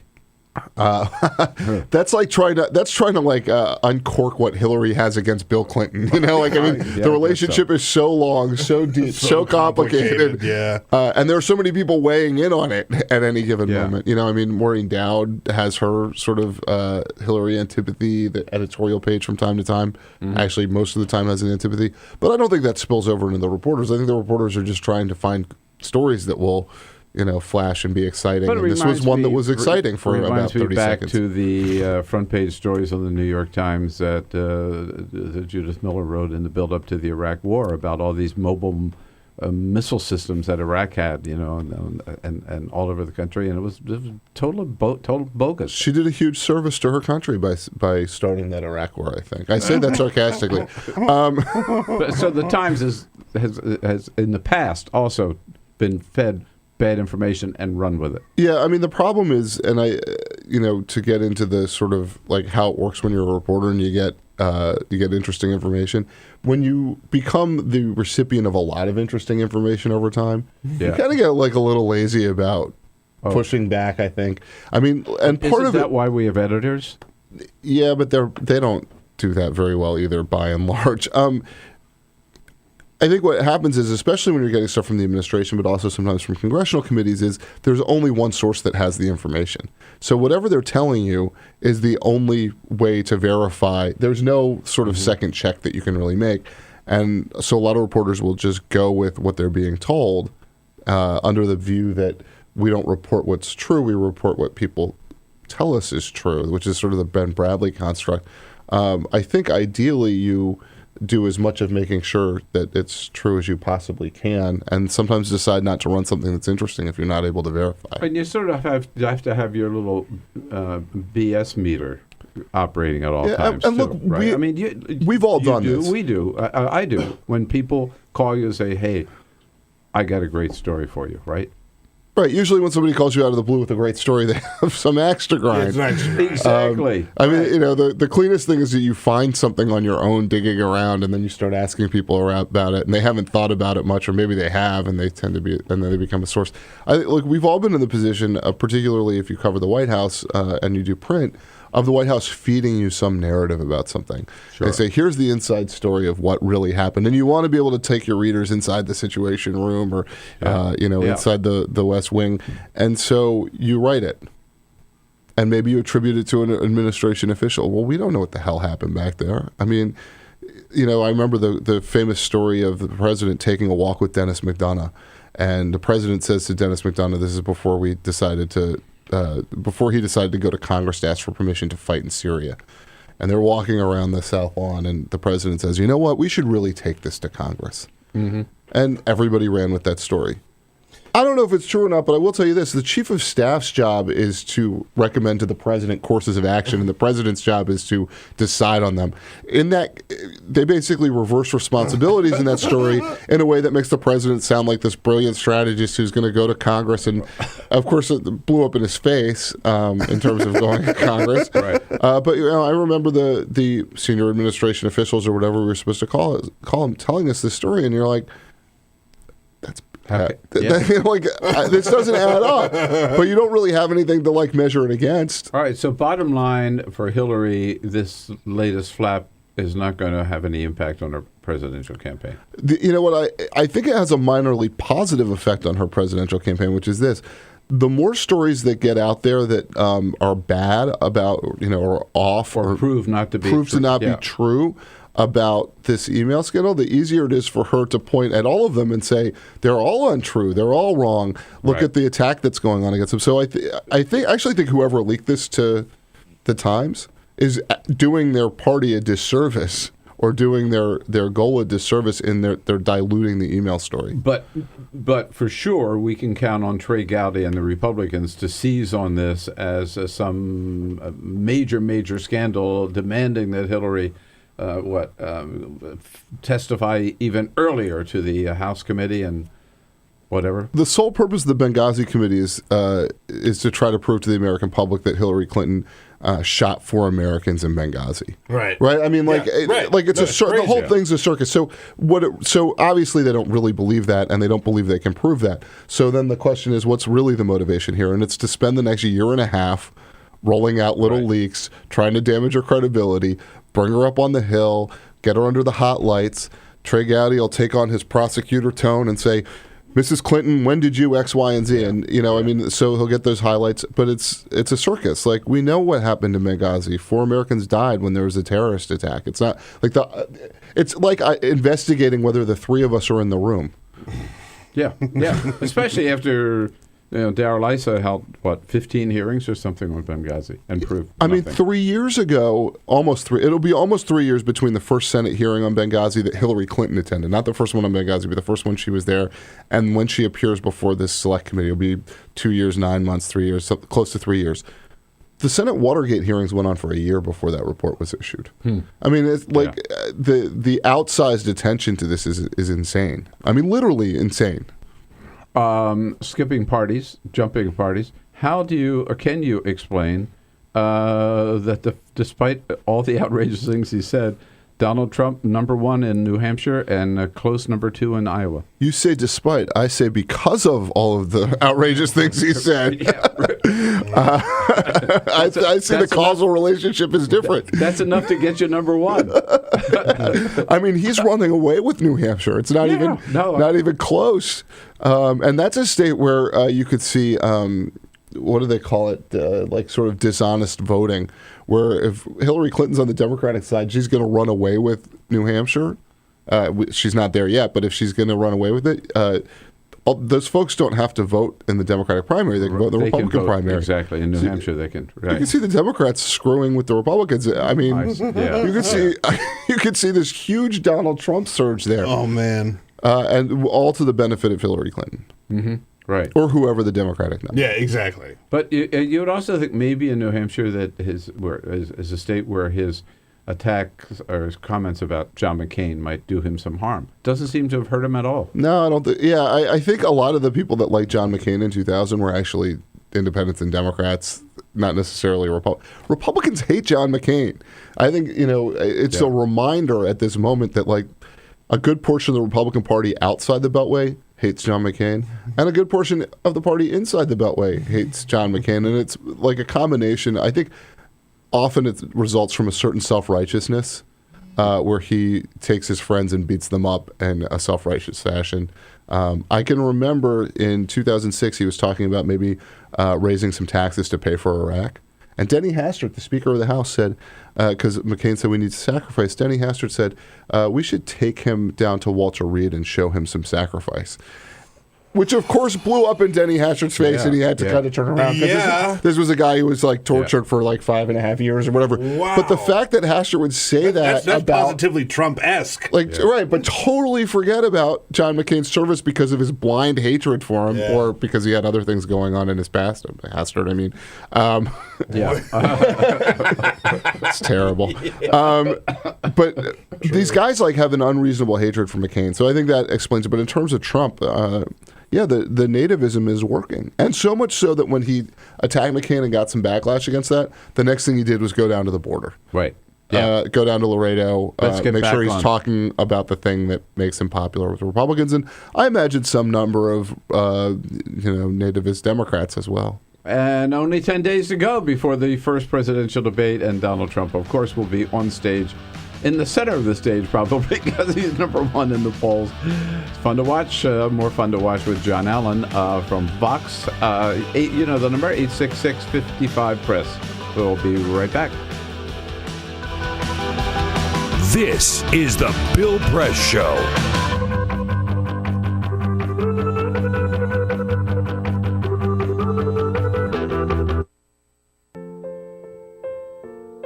This is why you took a second job. While you taught yourself how to fix the plumbing. While you'll do whatever it takes to keep your home. And that is why we want to help. We are making home affordable, a free government resource that can make paying the mortgage easier. Call 888-995-HOPE today.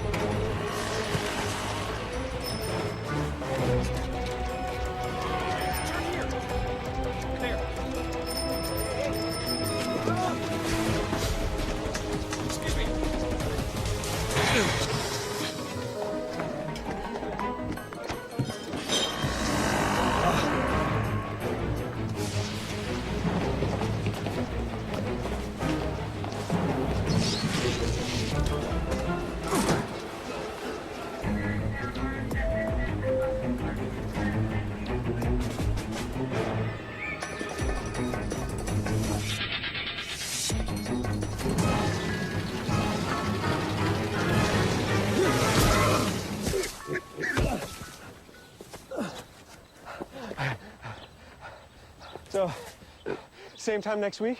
Well, of course. Put away a few bucks, feel like $1 million. For free tips to help you save, go to Feed the Pig.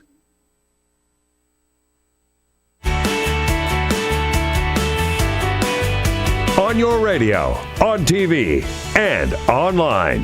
This is the Bill Press Show. 11 minutes before the top of the hour here. The next hour, Sarah Wheaton's going to join us. She covers the White House for Politico. We'll also jump down to Houston and talk to reporter Leah Binkovitz, who's been covering the Sandra Bland story for the Houston Chronicle. Right now in studio with us, chief political correspondent for Vox. It's Vox.com, not .org. Vox.com, Jonathan Allen. John, so, with all this talk about Donald Trump, why aren't we talking more about Mike Huckabee? And, talk about saying outrageous things. Huckabee's statement that the Iran deal is the equivalent of marching Israelis to the door of the oven? Not just that, it's the equivalent of President Obama. Yes. Yeah. So in his construct, President Obama is essentially Hitler. Hitler. Right? So, first of all... Are there no limits? Anytime you invoke the Nazis, generally speaking, you lose the argument, right? That's the rule on the internet. God wins law. Yeah. When you call the President of the United States a Nazi, nobody should ever listen to anything you say again. Especially when you don't immediately correct it. Like if you come out and said, you know what, I got really hyped up and I really shouldn't have done that and it was a mistake and I apologize to the President, okay, maybe you get a second chance.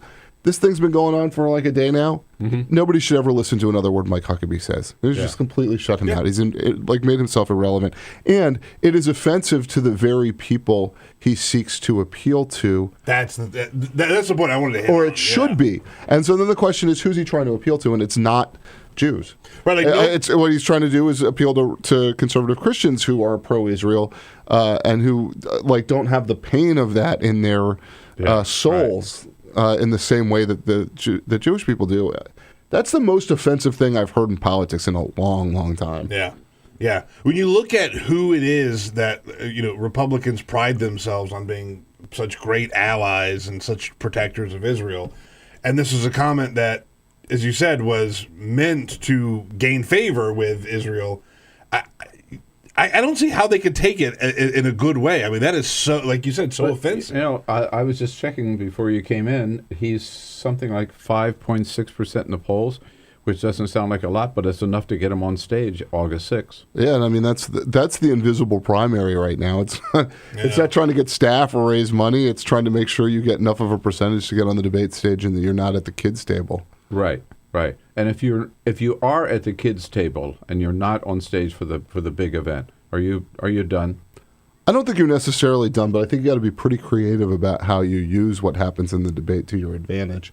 And I think there's maybe one person I don't know who it'll be, but one person at the kids' table who will benefit from other people falling off from the debate. This is an interesting game of Survivor. Yeah, it is. Yeah, right. Yeah, and so somebody will do something clever and smart to get left themselves on the island. You know what? If I had to guess who that person would be, it would be John Kasich. Yeah, he's doing well in New Hampshire according to that poll, 7%. That sounds like not a lot, but I think it was good enough for fourth place, and he's only been in the race for a week or so. So he may not be at the kids' table, is what you're saying. Well, I don't know, but it's based on national polling, which I think is a problem for him. But you know what? Elections aren't based on national polling. Elections are based on how you do in the states. Mm-hmm. Yeah, no, absolutely. And you can get a springboard from an Iowa or a New Hampshire. Just about a minute left. Bernie Sanders in red state, Louisiana. Another huge crowd, raucous crowd. Is this campaign going anywhere? No. And the reason is that he went to Louisiana to talk about issues of importance to African Americans, and his crowd was entirely white. Not at every event, but when you look at the big pictures from the big rallies, it's a white crowd. He was apparently in a black church yesterday. He's starting to try to appeal more to African Americans. I think he's framing it underneath his basic economic justice campaign in a way that doesn't speak to some of the issues as effectively as he could if he was focused on those issues, particularly some of the policing issues. So he'll have an impact in the primaries, raising some of the issues, getting big crowds, and then. That's my expectation, but you never know what's going to happen in a presidential race, and it's possible Hillary Clinton could just decide she doesn't want to be president, or maybe there is a smoking gun email somewhere or whatever. If you're Bernie Sanders, you keep going because you never know. Yeah, and then if what you just said happens, then Joe Biden runs, and then there we go. Right. I don't think the Democratic Party convention is going to allow Bernie Sanders to be the nominee of the party. That's what it boils down to.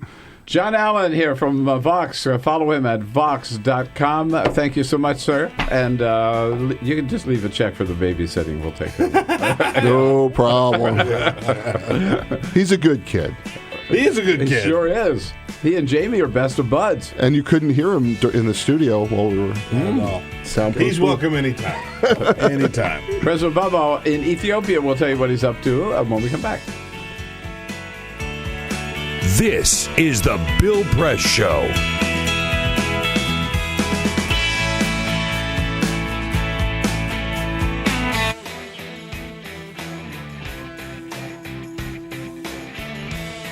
Hey, here we go now into hour number 3 coming up.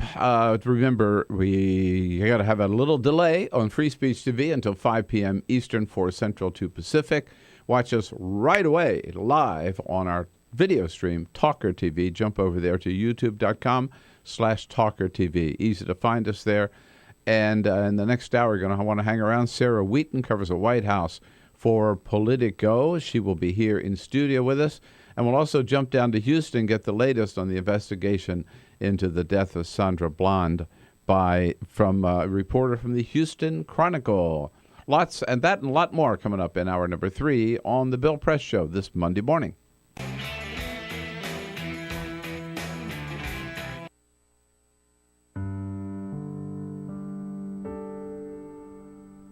A few years ago, plastic bag waste in our city came to a tipping point. It was clear we had a bag problem. My department was tasked to reduce plastic bag consumption. We needed to come up with ways to change human behavior. So we asked ourselves, would you like it back? What do people really hate? Yep. Getting punched in the stomach.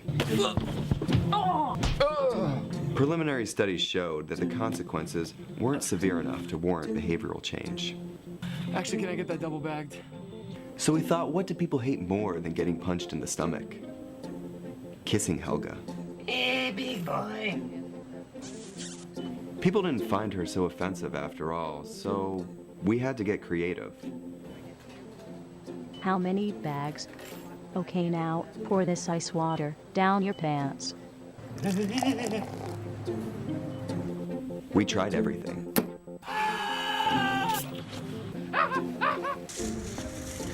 Eat this rat. Defuse this bomb. Even fighting your clone. After blowing through millions of dollars of government funds on research, I came up with a brilliant idea. Why don't we just charge 5 cents per bag? That's a stupid idea. Would you like it back? Yes. 5 cents a bag. 5 cents? 5 cents? Do I still have the option of getting punched? Honestly, I don't know how everyone else missed it. Why don't you just get a reusable bag?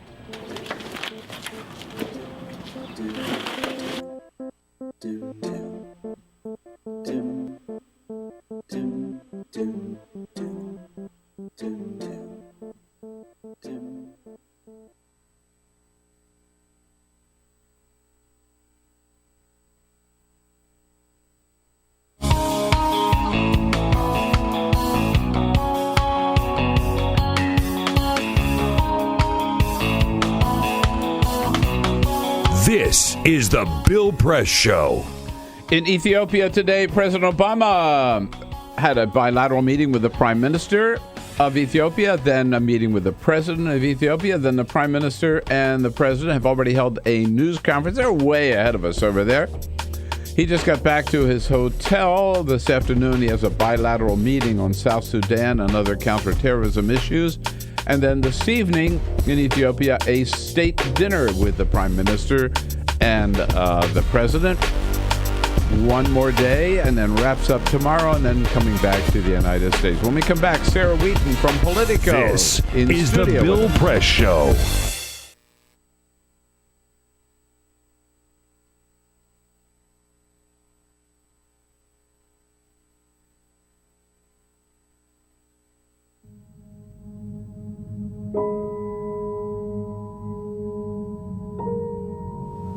The hardest moments for me is when I'm laying awake in the middle of the night and I'm thinking about all the times I made a pitcher of Kool-Aid with the water, or I boiled a pot of corn or potatoes with the water.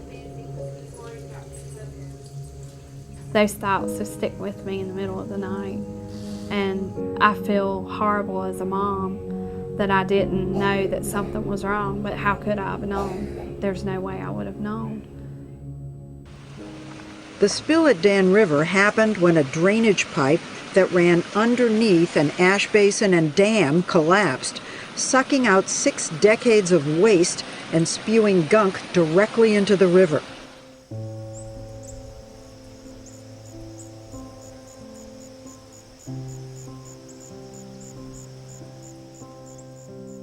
My husband and I just kind of looked at each other like, should we be concerned? We live right next to an ash pond, and this was coal ash spilling into the Dan River, and we learned at that point all of the toxins that were included in coal ash.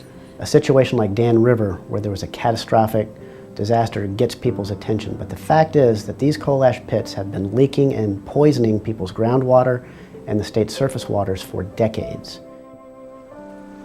Coal ash is the residue left behind after coal is burned in a coal-fired power plant. A large coal-fired power plant can burn 10 million tons of coal a year.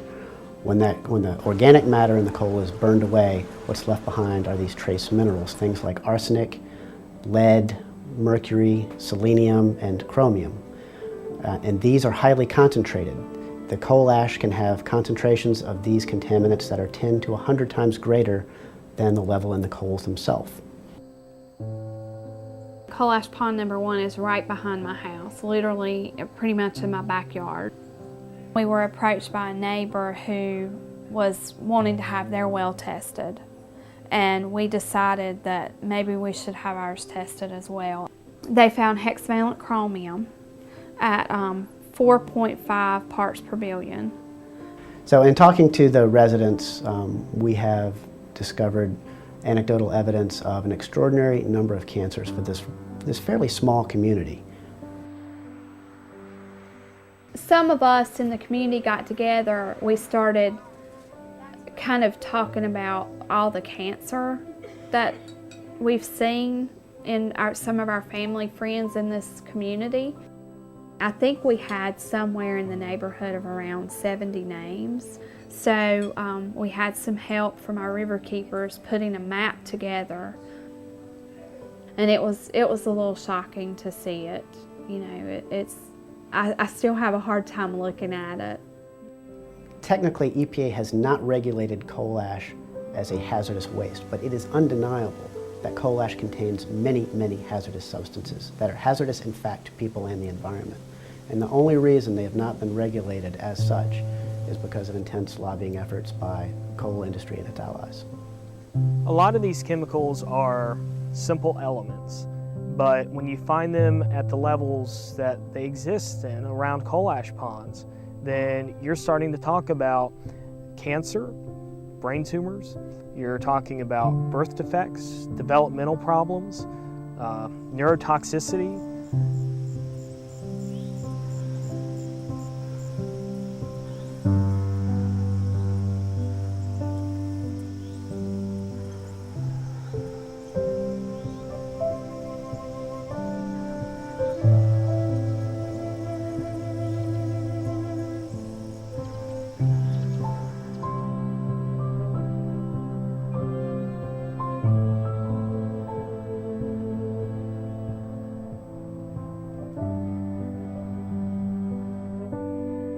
We began to look at legal options, cases that we could bring in court to protect communities and their citizens from these toxic leaking time bombs.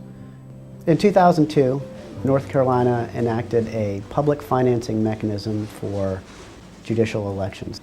This kept private money out of judicial elections.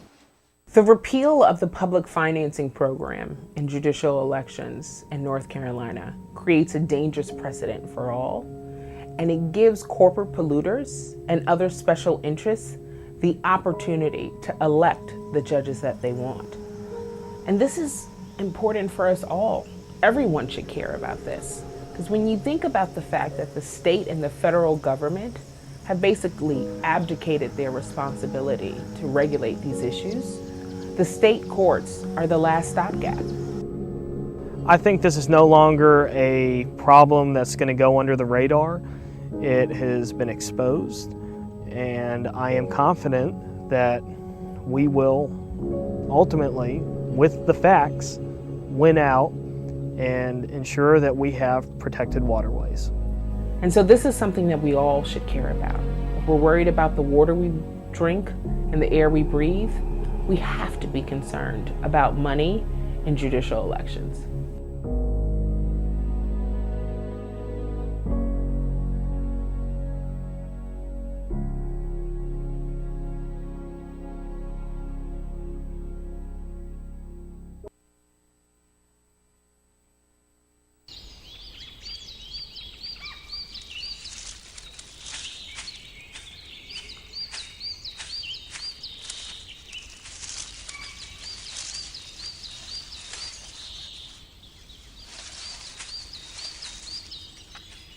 At Earth Justice, we defend the environment in the courtroom.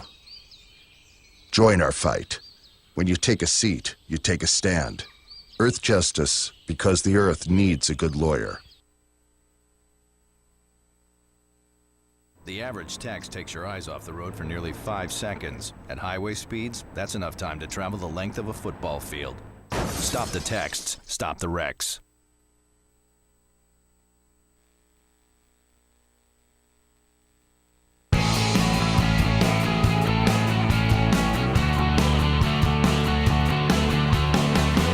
Broadcasting around the nation, on your radio, on your TV, and online. This is The Bill Press Show. The Trump surge continues. He is number one, way out in front in New Hampshire and catching up to Scott Walker in Iowa. Hey, hello, everybody. What do you say? It is Monday, July 27. With that bit of weird political news, we start off our third hour together today. So good to see you, and thank you for joining us on the Bill Press Show, live from Washington, D.C., our nation's capital, reaching out to you all across this great land of ours on your local progressive talk radio station, number one, your morning radio show. Proud to be there with you for this 10th year in a row, our 10th anniversary year. We're also there on our radio, on the two radio apps, both free, so you can follow us on the radio wherever you travel in this country. Either iHeartRadio, download it, or TuneIn. I'm sorry, that's the other one. TuneIn, they're both free again. Download them and you'll find us there. Find us on television too, on Free Speech TV, and it's good to be looking at you. And we look forward to hearing from you. What you think about the issues of the day. Your opinions are worth as much as ours are. 866-55-PRESS is our toll-free number. Give us a call. Let us know what you think, again, about the issues of the day. Or send us your comments on Twitter, at BP Show, and on Facebook at facebook.com/BillPressShow. President Obama, the second country of his African visit, arriving in Ethiopia, after a raucous weekend in Kenya. Sarah Wheaton covers the White House for Politico. She is not in Africa. She's in the studio with us this morning, Sarah. Not everybody's. There's not enough room on Air Force One for everybody. Yeah, somebody's got to, take it easy back in town. Somebody's got to stay back here and cover the, what's going on. That's our role. Exactly. You and I, right? And we'll be here loaded for bear when he gets back. You join our team this morning, Peter Ogburn and Elisa Murphy. Happy Monday. Hey, good morning. Indeed. Jamie Benson, there. I was looking for him. He's there. On the phones, ready for your calls at 866-55-PRESS, and Monty Kanzler again, serving as our videographer, filling in as our videographer this week while Cyprian Bowling extends his vacation. He's really pushing the limit here, He thinks I'm not counting the days. I am counting the days, and I know when he's due back. So anyhow, enjoying his time in Paris. We mentioned the president in Ethiopia. He's way ahead of us because of the clock. Right. So most of his day is already over. He's got a big state dinner tonight. Just finished up a news conference in Ethiopia where he mentioned one of the for some reason, famous features of the presidential palace in Ethiopia is they have lions roaming the grounds. Talk about a security system. Seems to me it would work. Well, maybe the Secret Service should look into that. They've been having some problems. They don't jump the fence there, man. You don't jump the fence. That should work. Don't you think that did not cross the president's mind? Here he is. After our bilateral, I had a chance to see the famous lions that live on the grounds. I'm considering getting some for the White House, although I'll have to make sure that my dogs are safe. Yeah, Bo and Sonny, not to mention the rest of us. Well, I'm not sure if they're as concerned about the reporter's safety. So. I don't think so. It could be a good helpful measure in other If they get them, I hope they keep them on the South Lawn, because you and I, we cover the North Lawn, but not the South Lawn. Yeah. Sarah with us here for this first half hour, and then we'll be going down to Houston to talk to Leah Binkovitz, who's been covering the Sandra Bland story down there for us.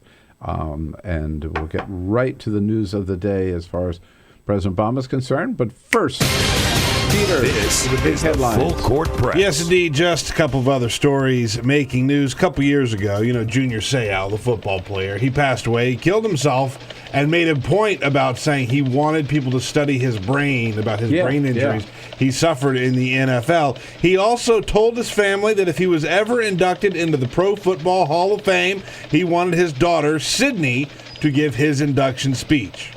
Well, that is not going to happen. He was inducted into the Hall of Fame, but a spokesman for the NFL Hall of Fame said, no, we are not going to let Sydney speak. They have a new policy that they put into place a couple years ago where they just run a video for every inductee, and they don't let people speak. So even though that was not the case at the time that he died, he said he wanted his daughter to speak. They're not going to let her speak because part of it is she was going to say something about the injuries that he suffered while he was playing football, and of course they can't have that happen. So as of now, that is not the case. They will not let her speak.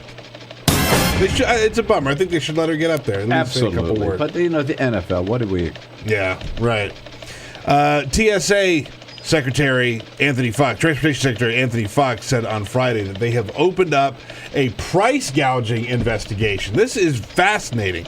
Delta, American, United, and Southwest and JetBlue airlines are all being looked at because they all raised their prices in the moments after the Amtrak crash outside Philadelphia. And they all denied that they did it. They all denied that they did. Take advantage but the bastards. Transportation Secretary has taken a look at all of them and saying, you can't gouge like that. If an accident happens, you can't shoot your prices up like that, which it appears as though some of them did that. They did. And how about this story from Major League Baseball? Philadelphia Phillies, longtime Phillies pitcher Cole Hamels. He's been mentioned as a source of a trade. People are talking about trading him. He looks like he could go to the Dodgers. Not sure where he could end up. But he's not having the greatest season until over the weekend. He threw a no-hitter against the Chicago Cubs. Came out, threw the complete game, 5-0 victory over the Cubs. Might be his final start for the Phillies. He's been playing for the Phillies again for a long, long time. In fact, he was their MVP in 2008. But he came out strong in what, again, could be his last game as a Philadelphia Philly. What a way to go out, right? Yeah, go out with a bang. Throw a no-hitter. His stock just went up. Price. Yeah. All right, 13 minutes after the hour. So, Sarah, we didn't expect a lot to happen from this trip, but successful so far, I guess, right? Yeah, it's hard to tell what success would mean. I think that the president met the expectations of Kenyans of what it would be like to have a son of their country come and visit. And Obama got a chance to kind of make the points that he wanted to make. There was a very interesting speech yesterday where he basically said, look, I am the first Kenyan American president. Usually he says African American. Yeah. He went out of his way to say Kenyan American. And he took the opportunity to kind of dig at some problems that are going on in Kenya right now, including corruption, including discrimination against women and girls. He said genital cutting is a custom that is a bad custom and that's holding the country back. So I think in terms of that, it was successful. But with the meetings that he's having today on South Sudan, where there's not a lot of optimism that they'll be able to find a peaceful solution for the conflict in that area, more concrete things that he can point to when he comes back might be harder to come by. One other issue that the president raised in Kenya, which when National Security Advisor Susan Rice briefed us at the White House last week, at our briefing, she was asked whether or not he would dare raise the issue of gay rights in Kenya, which has a horrible reputation, practice, policy. And she said, look, this is an important issue to the president, and he talks about it, and equality and equal rights wherever he goes. And she said, of course, given the opportunity, he'll raise it there. And lo and behold, he did. Here's the president. I believe in the principle of treating people equally under the law, and that they are deserving of equal protection under the law, and that the state should not discriminate against people based on their sexual orientation. Yeah. So, I mean, good for him. The prime minister immediately disagreed with the president's remarks, saying you can't force your way on us or something like that. But I think the president accomplished his mission. Yeah, and this has been a little bit of a difficult issue for the administration in Africa. It is very personally important for people like Susan Rice and the president to make some headway on gay rights all over the world. There are also some issues in Burma and of course, some other conservative states in the Middle East. But Africa seems to have been, whether on accident or on purpose, have been a main target. The president happened to be in Senegal in 2013 when the first set of Supreme Court rulings knocking down the Defense of Marriage Act came out. And so it came up then. And Macky Sall, the president of Senegal, had a pretty similar reaction to the one that we saw Uhuru Kenyatta give, which is basically like, look, this is not our country's values. And, we're not really interested in you coming and pushing this on us. And the president of Senegal was cheered for his standing up to the American president. Yeah. Likewise, before Obama even showed up in Kenya, the White House had never said that gay rights were going to be at the top of their agenda. It was supposed to be about entrepreneurship and collaboration on fighting terrorism. But immediately all these Kenyan politicians were like, if he brings it up, we're going to be really unhappy. One said he was going to tell him to shut up. There was also a protest that I think was canceled, but it was going to be 5,000 naked prostitutes to show the president the difference between men and women. So people there were very up in arms, and it's gay rights have shown to be a very effective way for local African politicians to kind of get a lot of attention and get votes, because the fact of the matter is most polls in that part of the world show that 8 or 9 out of 10 people don't think that gay people should have equal rights. It is a pretty just innately homophobic place, frankly. Yeah. So there was some tension about whether Obama would bring it up, because even though he is a black man, his father was born in Africa, you still want to be careful of this, kind of idea of like an imperialist or a colonizer coming in and lecturing people. Well, more power for him, as far as I'm concerned, for raising, again, he didn't make it that was his number, not why he went there, but he wasn't going to ignore the issue, and he didn't while he was there. Moved on to Ethiopia. In the news conference at Ethiopia today, one of the big issues came up were the disgusting comments made by Republican presidential candidate Mike Huckabee about the president's Iran nuclear deal. Here is Huckabee in an interview with Breitbart. He's so naive, he would trust the Iranians, and he would take the Israelis and basically march them to the door of the oven. And that's actually from Sirius XM Patriot. Wow. Yeah, where they got that. Right. I mean, yeah, John Allen, who was our guest in the last half hour, said anybody who said anything like that, nobody should pay any attention to what Mike Huckabee says about anything ever again. But to our point, the president was asked about it, and the president said that he said that would be considered ridiculous if it wasn't so sad. And he talked about this is how political discourse in this country has just basically degenerated. But it also shows that, I mean, the president's got a rough road with this Iranian deal. His goal is to get approval from Congress, and it looks like it's going to be just on a party line. Republicans vote against it, and Democrats vote for it. Yeah, and frankly, he will be lucky if he can hold on to all the Democrats. Correct. At this point, the White House's goal, and it seems more likely than not that they will meet this goal, but it's to sustain a presidential veto. So he's pretty much assuming that Congress will reject this deal the first time around, but that he'll get to veto their rejection, and that he won't have so many Democrats go against it, that he'll be able to hold on to his veto. And the nature of the deal, right, it's not a treaty, so they cannot annul it or block it. Right. It doesn't have to be ratified. Exactly. So that means they don't have to actively approve it. Yeah, and so the compromise that we had a few months ago, because Congress said that they wanted to be able to weigh in, is that they do have this way to, I believe that what they worked out is that they would have the power to refuse to rescind some sanctions that Congress had imposed. They don't really have a lot of power. And we've seen a lot of anger from both Democrats and Republicans that the agreement was passed in the United Nations before they had a chance to weigh in. Right. So I do think that the administration is going to continue to face questions about that. And it's also questionable what difference it would really make what Congress does at this point. And in a weird way, somebody going to such an extreme level as this could end up maybe even helping Obama in that.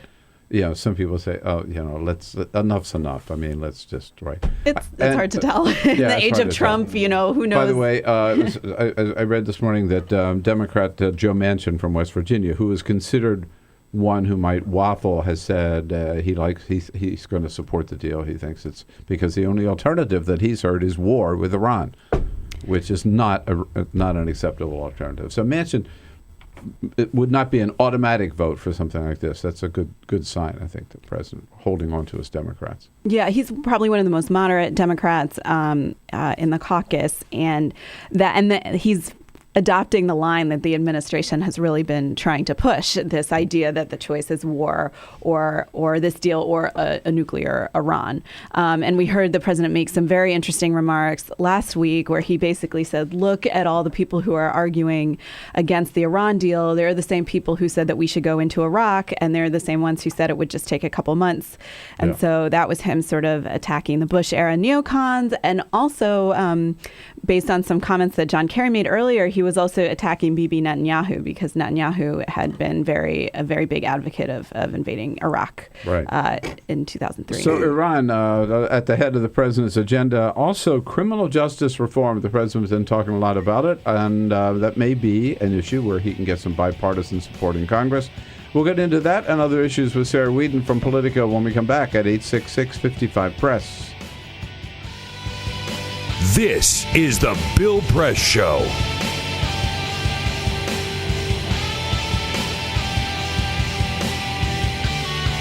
This is my computer. This is your computer. Let's go on the internet. Let's go. Click it. Yes. Okay. I cursor in between the R and the E. When I say dot, I want you to just push the period.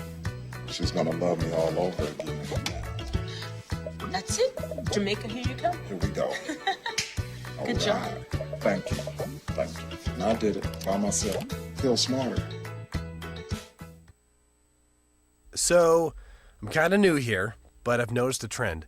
My human does this funny thing where she goes around and gets all my toys, and then she hides them in that basket by the door.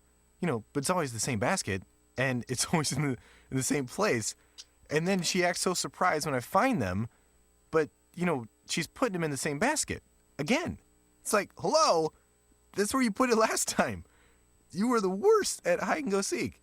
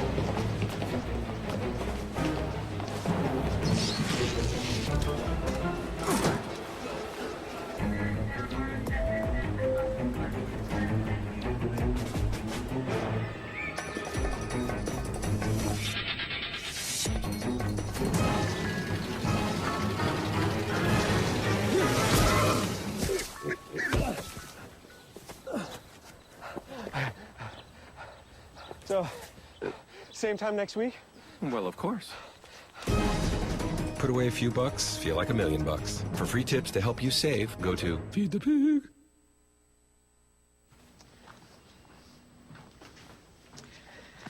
All right. I know this isn't any fun to talk about, but we should. Okay. So who's going to do what? I'll pack the dead batteries. Great. I'll only put what I don't need into a duffel bag. Perfect. That's totally unhelpful. No problem. Meanwhile, I will try to comfort everyone by speaking in a calm voice. And I'll try to get the generator going without any gas. Oh, let's not forget the cell phones, which probably won't work. Right. And who is going to handle supplies? I can forget to do a list for us. Thanks, pal. Well, I think we couldn't be any less prepared. I'm proud of you guys.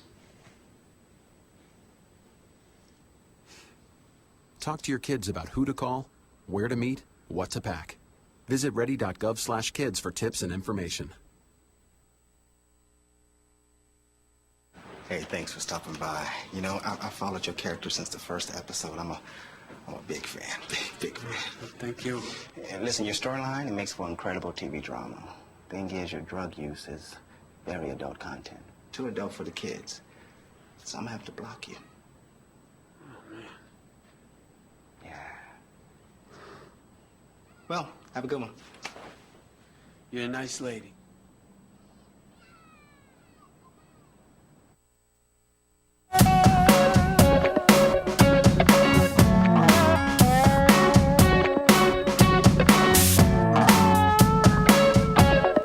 This is the Bill Press Show. Here we go, 27 minutes after the hour. We'll check in with Houston and the Sandra Bland case next. Right now we're talking the president's agenda. Sarah Wheaton is here. She covers the White House for Politico. This idea of criminal justice reform, the president, he's talked to us about it a couple of times, Sarah, is very high on his agenda right now. Right. He spent all of 2 weeks ago focusing on it, visiting a federal prison. Right. And there does seem to be this rare bipartisan consensus. It wasn't even particularly driven by the president, that there are too many people in America's jails, often for pretty minor drug crimes. And so there's a big effort in Congress. There does appear to be a compromise actually forming, and there's a lot of hope that it will get passed in September. And the president sort of said, okay, like his club is, if you guys don't do this, with my executive power, I can pardon people and I can commute sentences, and so let's work together.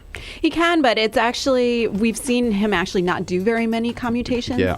And that's because to be politically safe, the criteria have to be very, very narrow for nonviolence, and there just aren't that many people who fit that description, frankly. Right, yeah. But it's certainly an area he'd like to see something done, and looks like he will be able to get something done. Even Rand Paul helping him on this. Hey, Sarah. Newt Gingrich, too.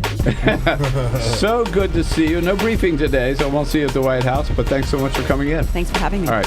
We'll be back and go to Houston. This is the Bill Press Show.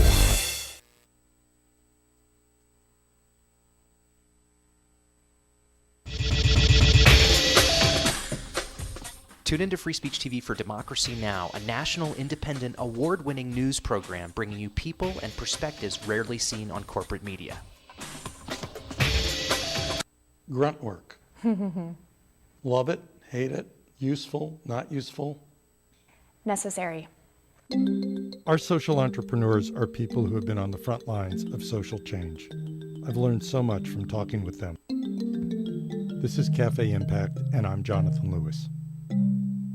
I will say that I think is a challenge for anyone, especially the new workforce as they come in, is the ability to accept grunt work with grace.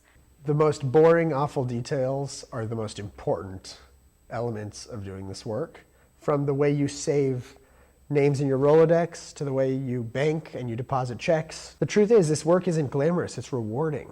You don't go into this for the glamour, you go into it for the impact. And so it takes that determination to do the scut work to actually get anywhere. It can be really challenging in a first job for someone who's coming out of finishing school to have the enthusiasm that they do to make the type of social impact that they've dreamed of. And now they're here in this first job and all of a sudden they're shouldered with all this grunt work. And they don't understand and they don't get it and they're resentful. Talk more about the power of answering phones. Sure, I did that myself, took out the trash, cleaned offices when I had to, and it's all good. There's power in being a good team player and in being somebody who sometimes has to support other people's leadership before you get to have your own moment in the sun. Is it hard to wait? It is absolutely hard to wait, especially if you're an alpha female like I am. I think grunt work can help a new employee build trust internally and teach them the nuances of how an organization is run so that they can have a real good sense of what HR is doing, what finance is doing, what all the other departments are, and that actually makes them a better employee in the long run. So in my role on a daily basis, I literally can be looking at a new venture in software. We could be looking at a microfinance deal. I could be making coffee, taking out the trash, and riding a tractor on any given day. Have you found people who thought it was demeaning that they were given this job, work in the front office and make the coffee when they graduated with all A's from this great university? And, people like that just don't last very long in our world. If your approach to life is that, you're so smart and you're such a fabulous entrepreneur that you can't understand why people aren't giving you opportunities, it's really hard to advance.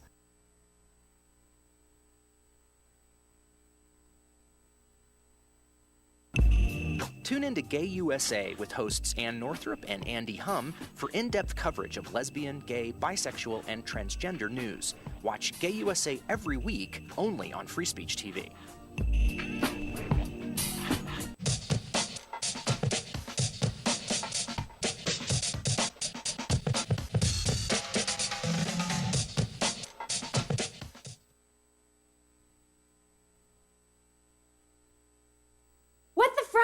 What the frack? What the frack? What the frack? President Obama, are you fracking kidding me? Reopen the EPA studies. In Texas, Wyoming, and Pennsylvania. Fracking pollutes our oceans. Fracking poisons our water. Fracking makes climate change worse. Fracking relies on toxic chemicals that cause cancer. Ban fracking now. Ban fracking now. Go on. Ban it. Ban fracking now. Please.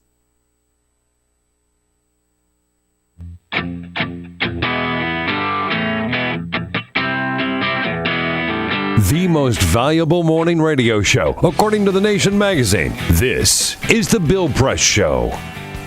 33 minutes after the hour now here on this Monday, July 27. It's a sad story out of Texas. The story of Sandra Bland, the investigation continues, even the Attorney General of the United States making her comments about it. Over the weekend, Leah Binkovitz is a reporter for the Houston Chronicle who's been covering this story from the beginning and is good enough to join us on our news line this morning. Hello, Leah. Thanks so much. Good to have you with us. Hey, thanks for having me. What do we know? What's the latest that we know now with the autopsy and with the investigation? What's the current status of the story about Sandra Bland? Do we know? Did she take her own life? Or are there still questions about that? That's what the autopsy has said. It was suicide by hanging. I know the family has requested their own autopsy, kind of challenge those results. We're also still waiting on the full report, toxicology, that sort of thing. So that's where we're at right now, but the DA, the district attorney there in Waller County, has said he'll continue to investigate it as a murder investigation. Meanwhile, the state troopers, the rangers, FBI, they've all got their own investigations going. So, I see the evidence of the suicide. At the same time, from what we know about her, with starting a new job, that's why she's going to Texas, it just seems so unlikely. At the same time, she did have some troubles in the past, right?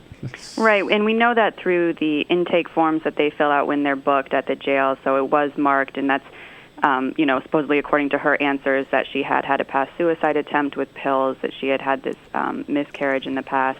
And her sister did say that she knew about the miscarriage.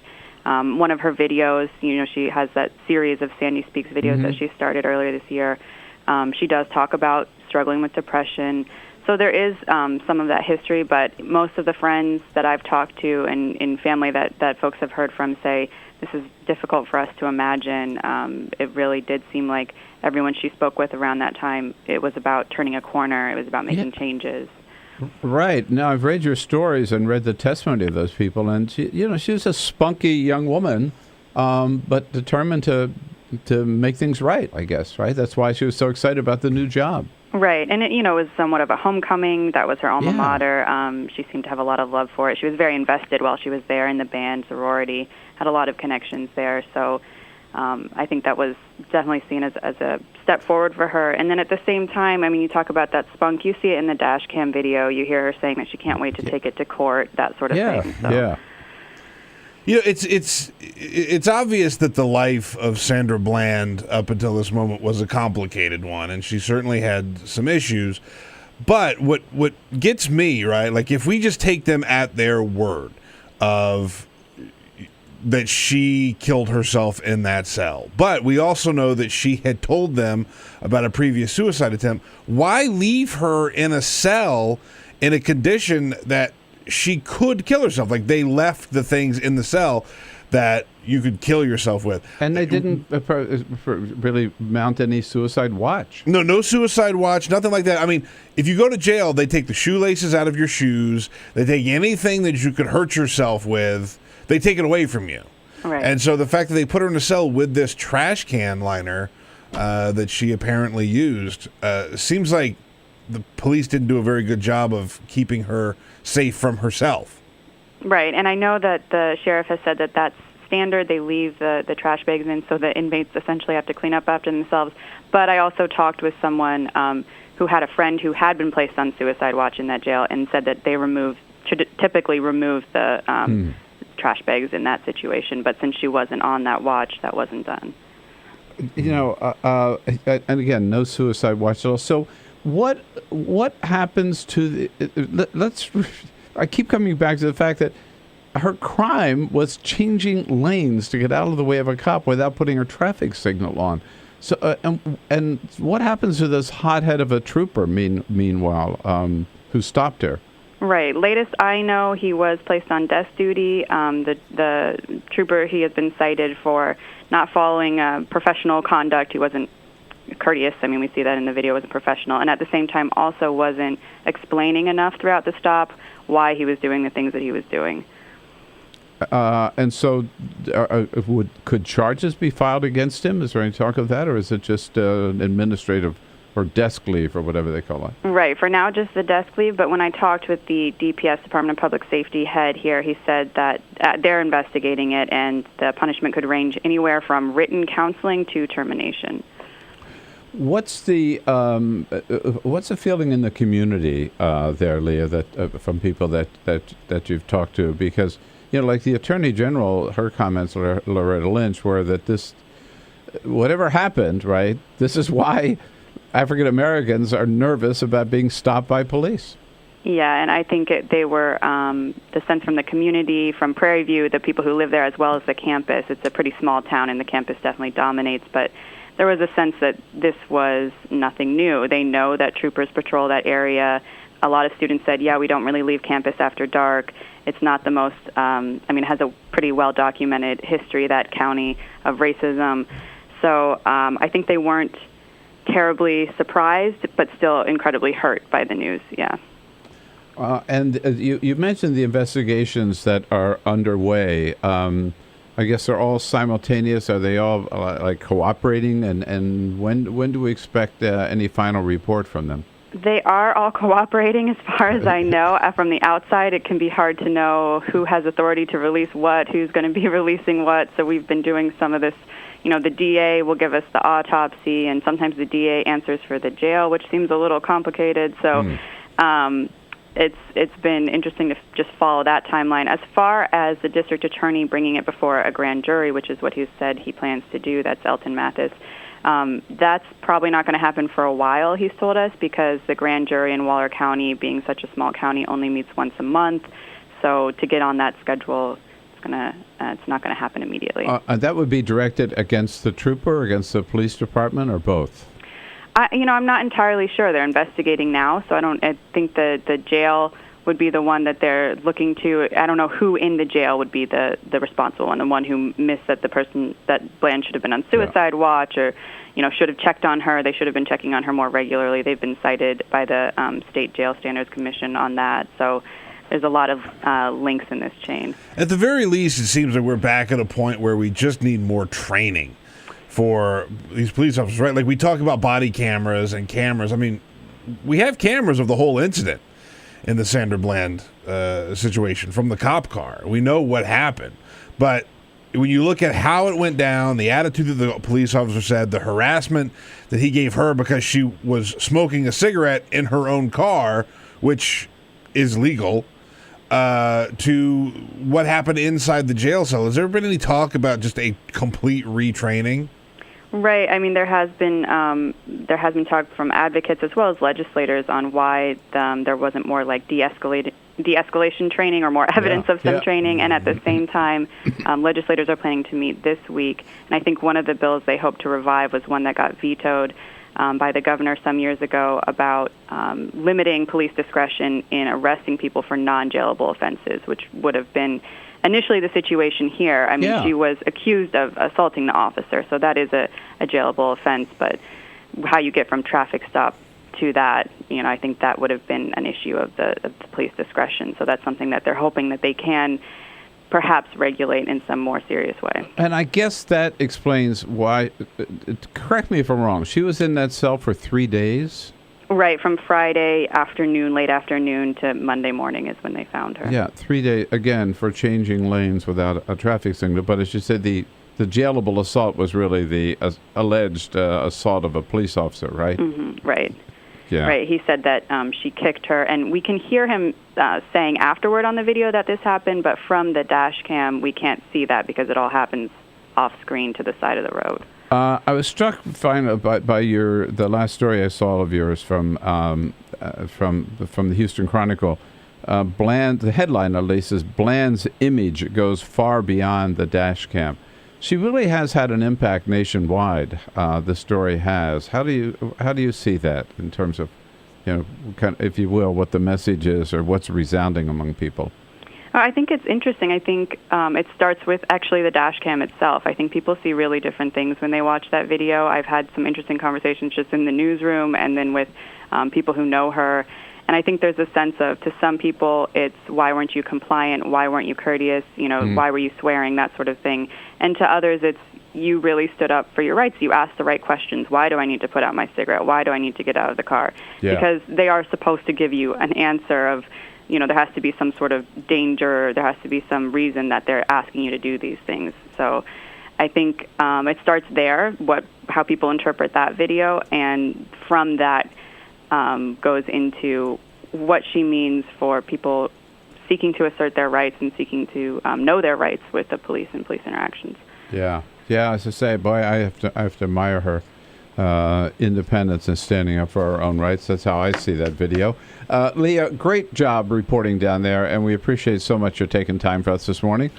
Best to you and all of our friends at the Houston Chronicle. Thanks, Leah. Thanks, I appreciate it. It's HoustonChronicle.com to follow really closely this Sandra Bland story. Very, very troubling. And we'll be right back and pick up here on The Bill Press Show.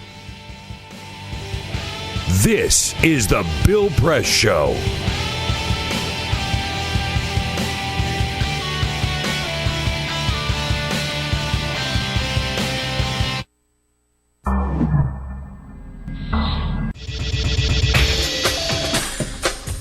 Tune into Free Speech TV for Democracy Now!, a national, independent, award-winning news program bringing you people and perspectives rarely seen on corporate media. I'm the retired bishop with the Episcopal Church as the bishop for all chaplains in federal service. I read that there was a group of people that represented a sense of injustice that I had. We'd lost Zuccotti. I mean, there was a kind of a hope that maybe Trinity Church would be gracious and give refuge. We picked this day where we would gather and demonstrate that Trinity was closing its ears to what was happening. We marched around the block, and I realized that, my goodness, they're carrying a ladder. And I thought, well, this is the moment.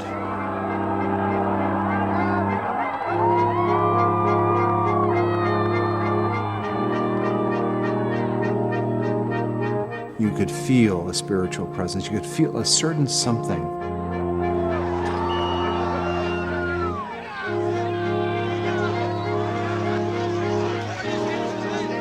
And then the cops came in.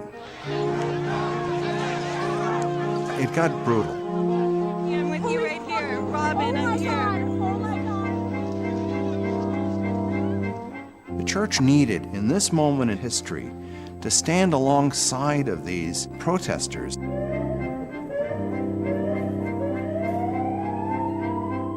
truth of Christ is found in the pews, is found in the institutional church, but it is also found on the streets. It's found in the honesty and the integrity, the insistence of people that you find in Occupy Wall Street.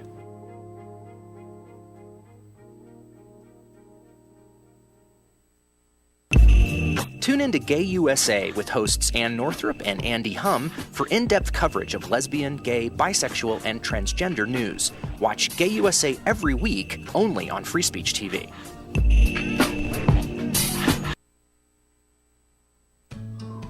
You wouldn't let money just blow out of your house. So when your AC or heater is on, make sure the doors, windows, and fireplace flue are shut tight. If you're headed out, turn down the AC or lower the heat by 10 degrees. And always keep your water heater set at 120. A little bit of common sense goes a long way. Get more great tips at energysaver.gov.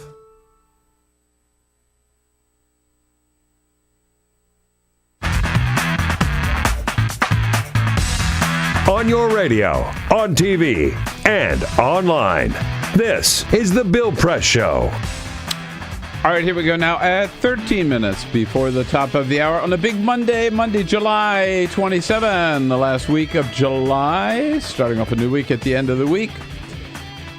Man, we're in the middle of hot in the middle of summer here on this July 27. Starting off a new week of news with the president in Africa, and one of the comments, one of the questions he was asked at his news conference today was about a totally outrageous comment by Mike Huckabee on the Iranian nuclear deal. But before we get to that, talking about Sandra Bland there with Leah Binkovitz from the Houston Chronicle, Janet has a comment out in Chicago on WCPT. Hello, Janet. Hi, Bill. Hi. I have epilepsy, and I've heard that she did as well. And I don't carry my medicine with me. Did she have her medication for the 3 days that she was incarcerated? Because that could make a big difference in her mental health. And I also wanted to just kind of observe that, a lot of people are afraid of individuals who have mental health problems. But if you have a mental illness of any sort, you're much more likely to be harmed or killed by a policeman. Because they don't understand what's going on? Is that... Yes. Depressives are often angry, especially if they're untreated. Mm-hmm. I mean, they should have known if she was out without her epilepsy medicine, her state of mind could have changed drastically. They knew she was epileptic. They knew she was depressive. How did they treat her?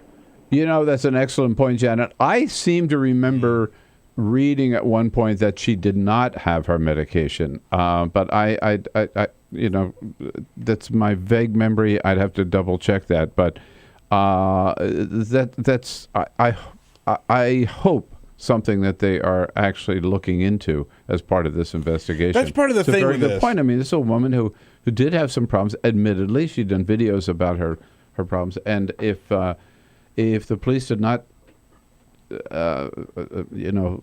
take action accordingly, then they're all the more responsible for her death. That's part of the problem with this case. That Thank you, drives me Janet. Thanks for raising that issue. Crazy is there are so many places. We have to remember, right, that in a situation like this, once the police take someone into custody, you are responsible for their well-being, because you've taken away their right to take care of themselves. And so you are responsible for making sure that they have what they need in terms of medicine, that they don't have things that they can harm themselves with. And it seems like that attitude was just completely, or that obligation was just completely thrown out the window and disregarded by the police force. First of all, we've all seen the video over and over again. There's no doubt about it. The aggressor in this situation was the cop. Without a doubt. Without a doubt. He had an attitude. He had a chip on his shoulder. I would say he probably is a racist to begin with. This is a young black woman who, was not just taking his crap, right, without giving him a little lip back, right? That drove him crazy. Yeah. And he demands that she put out her cigarette, and she rightfully says, I got a right to smoke in my own car, which she does. She does. Of course she does. He demands that she get out of the car, and she wants to know why she has to get out of her own car, right? He physically, we can see that, reaches in, drags her out of the car, and then she's accused of assaulting the police officer, right? I mean, number one, right? All of that is wrong. And then they take her in, and again, her offense is, I keep coming back to that, her offense is, he's in back of her, she sees this police car, she pulls over to the lane to get out of his way, and she doesn't turn her turn signal on, and then this whole confrontation starts, right? That's what I can't even imagine, is getting pulled over for not using your signal. It's not. Yeah. I mean, you got more important things to do, dude. Right? You put it this way. Why did he pull her over? Because she's young and black. Yeah. You and I wouldn't have gotten pulled over for that. Exactly. No way. Exactly. They would have waved, said thank you. Yeah. Getting out of my way. Right. No. Said for her. And so this whole thing starts there, and then they take her to jail. I think Janet is right. So here's a woman who says, "Here's my history. Right? I tried to commit suicide. I'm an epileptic. I got all this kind of stuff." And they throw her in a jail cell unmonitored for 3 days. And, I'm willing to believe right now that the poor woman did end up committing suicide. Probably. But they brought about her death. Yeah. And they're responsible for it. One of the things, again, that we have to remember is the primary role of police officers is to de-escalate situations, right? Look at this situation. I was going to say, what have we seen in every situation almost recently? I mean, just amped it up. It's just been the opposite. Exact just opposite. The opposite. From Ferguson to Staten Island to Baltimore, who knows where else, to Houston or whatever the name of this little city is. Yeah. No, absolutely. And so I just hope that this investigation ends up in some action taken Something's gotta happen against this trooper and against the people in the jail who did not do their job. When we come back, got a parting shot for you. Stay tuned. This is the Bill Press Show.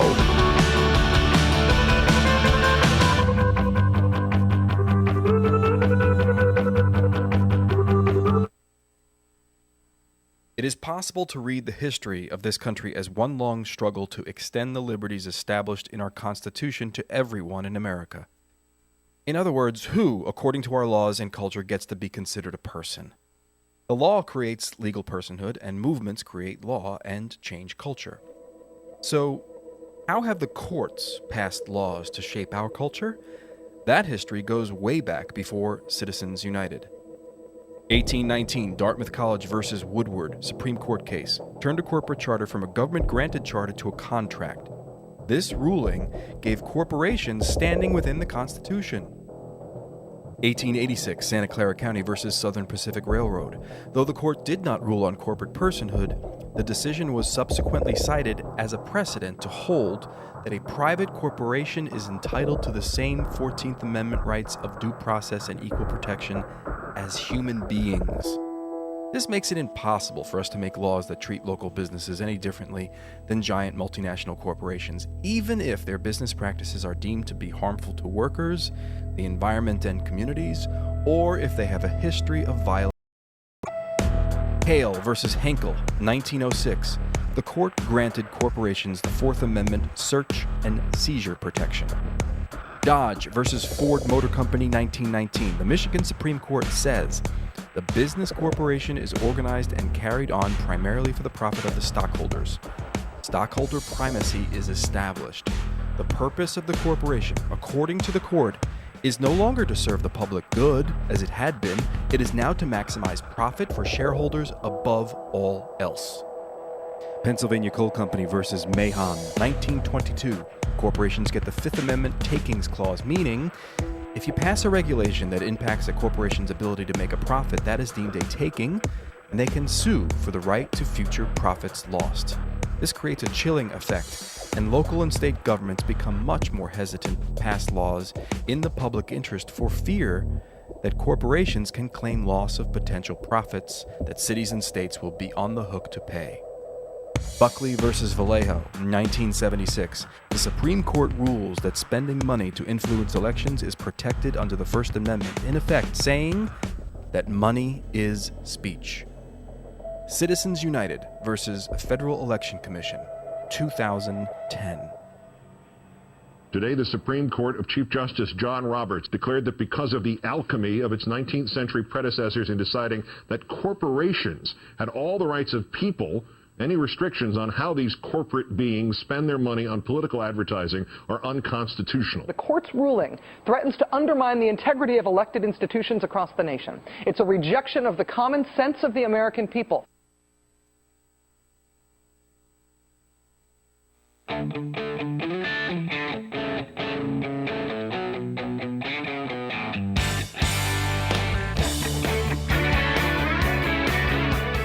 The Parting Shot with Bill Press.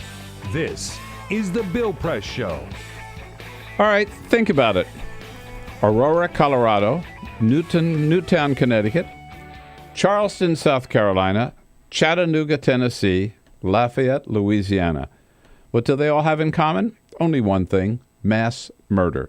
In each of those cities, and so many more, innocent people mowed down by a man, in each case a man, who had no business owning a gun. Worse yet, despite all the grief and sadness and mourning following those shootings, not one thing has been done to make our gun laws tougher and safer.